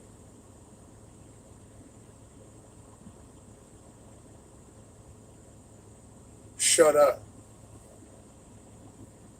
And right now, like, see, that's the thing. Like,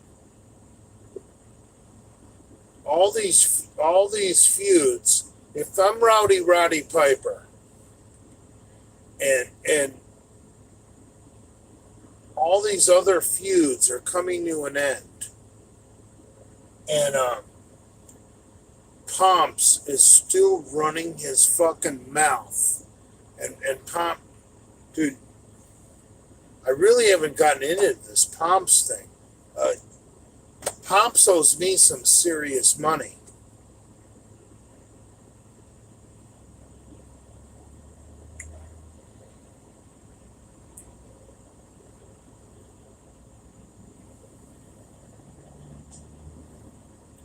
I want to stabilize the fucking Misfits universe before I bring up this bullshit between me and Pomps.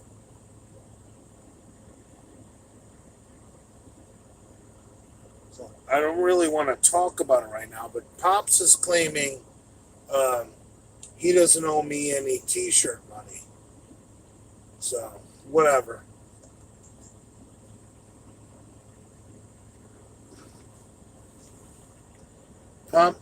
Pomps is gonna have his fucking rug tugged out from underneath him in about 6 weeks if he doesn't come to his senses.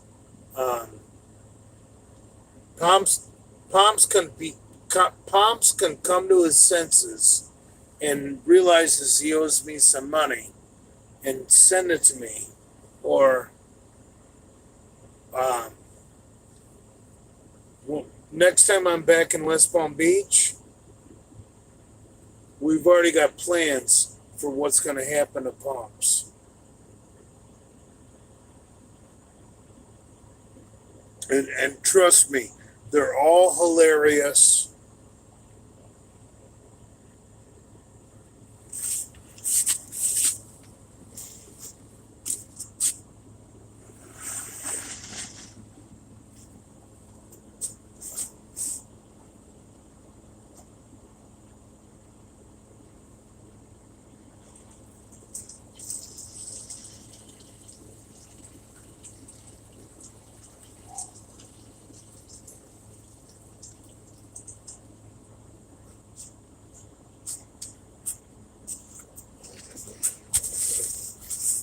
I mean,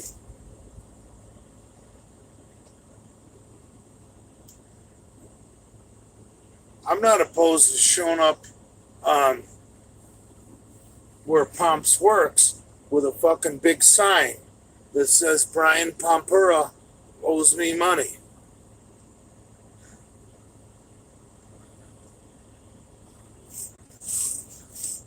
Shit.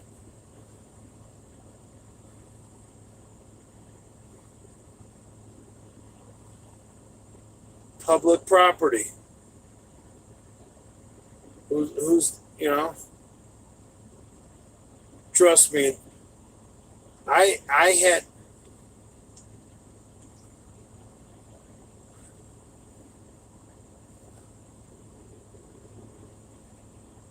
yeah, Pomps needs to come around before shit gets ugly.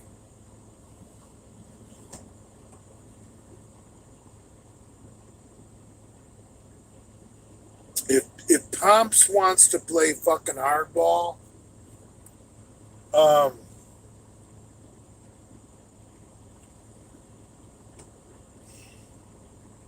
it's really, really not going to be good for him.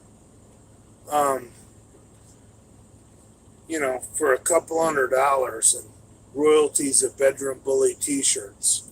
Like,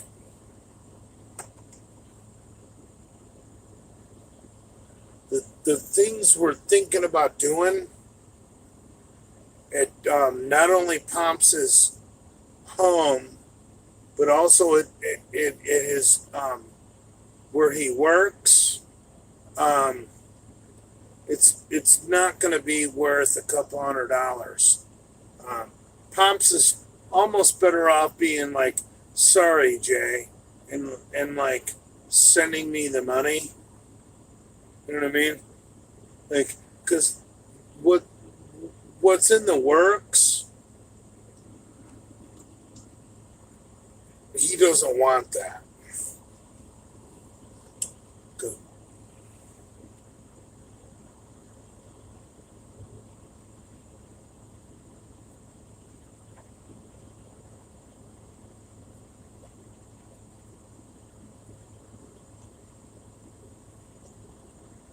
Yeah. But Pomps is like dealing with a child, man. You can't talk to the guy.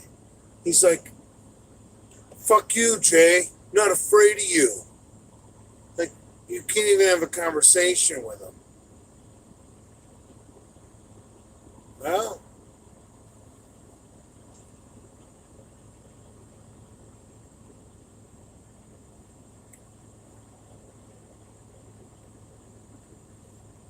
I'm pissed off him. So Hamburg went away to cry.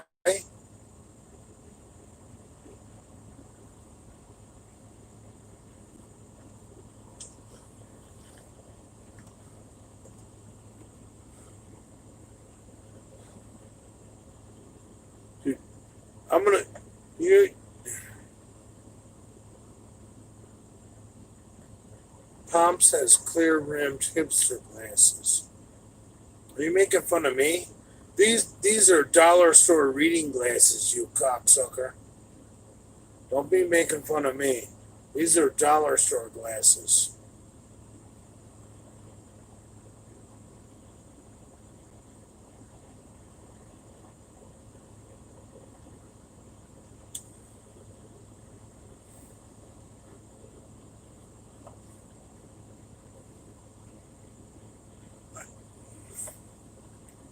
Hamburg is McCuck Light. Adam McLeod is a good person. Watch your mouth.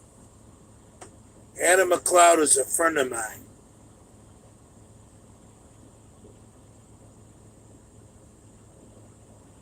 Adam McLeod is a good person.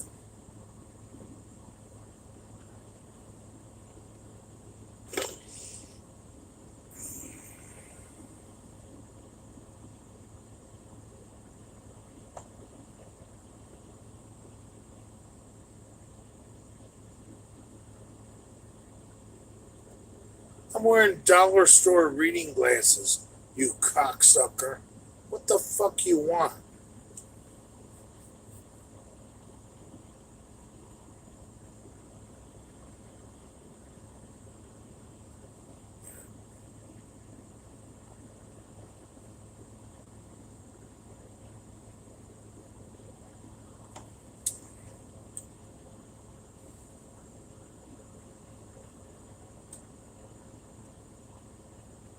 I feel like smokes.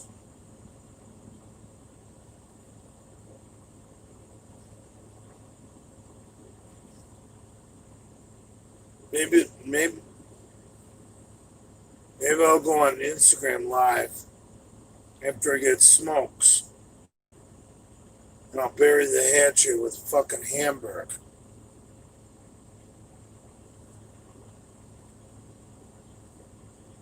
How about that?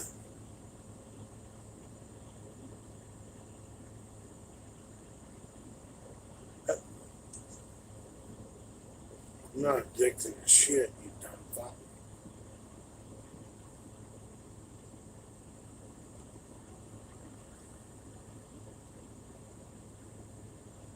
How many of you guys like hamburger? I mean, don't be afraid.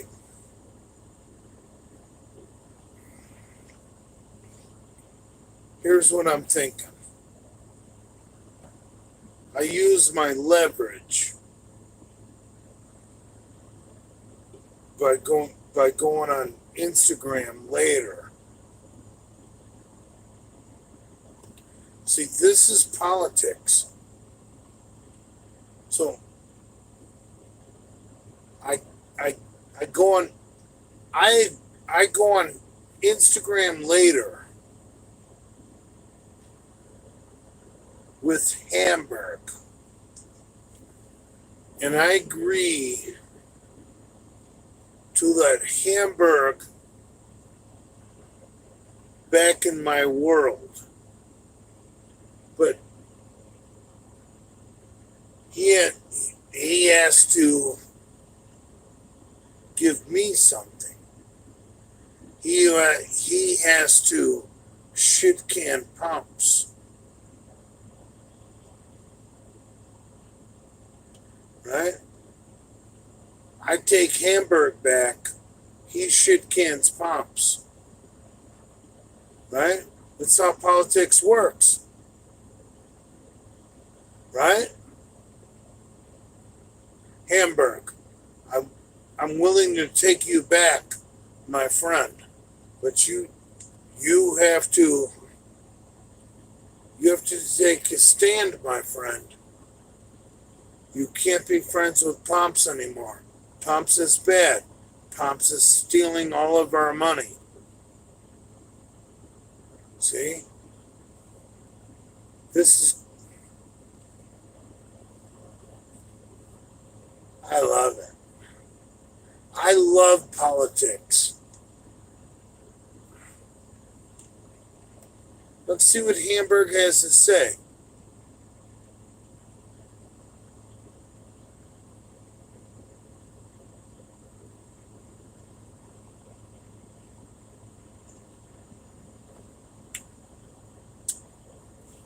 Okay, man. I have no smokes. We've been online for 2 hours.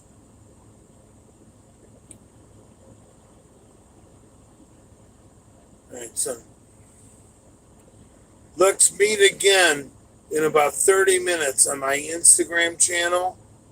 I'm going to go grab some cigarettes and we're going to... Oh, Hamburg is there. Oh, Hamburger just said love bombs. Okay, Hamburg. Hamburg, I was just giving you a fucking golden parachute back in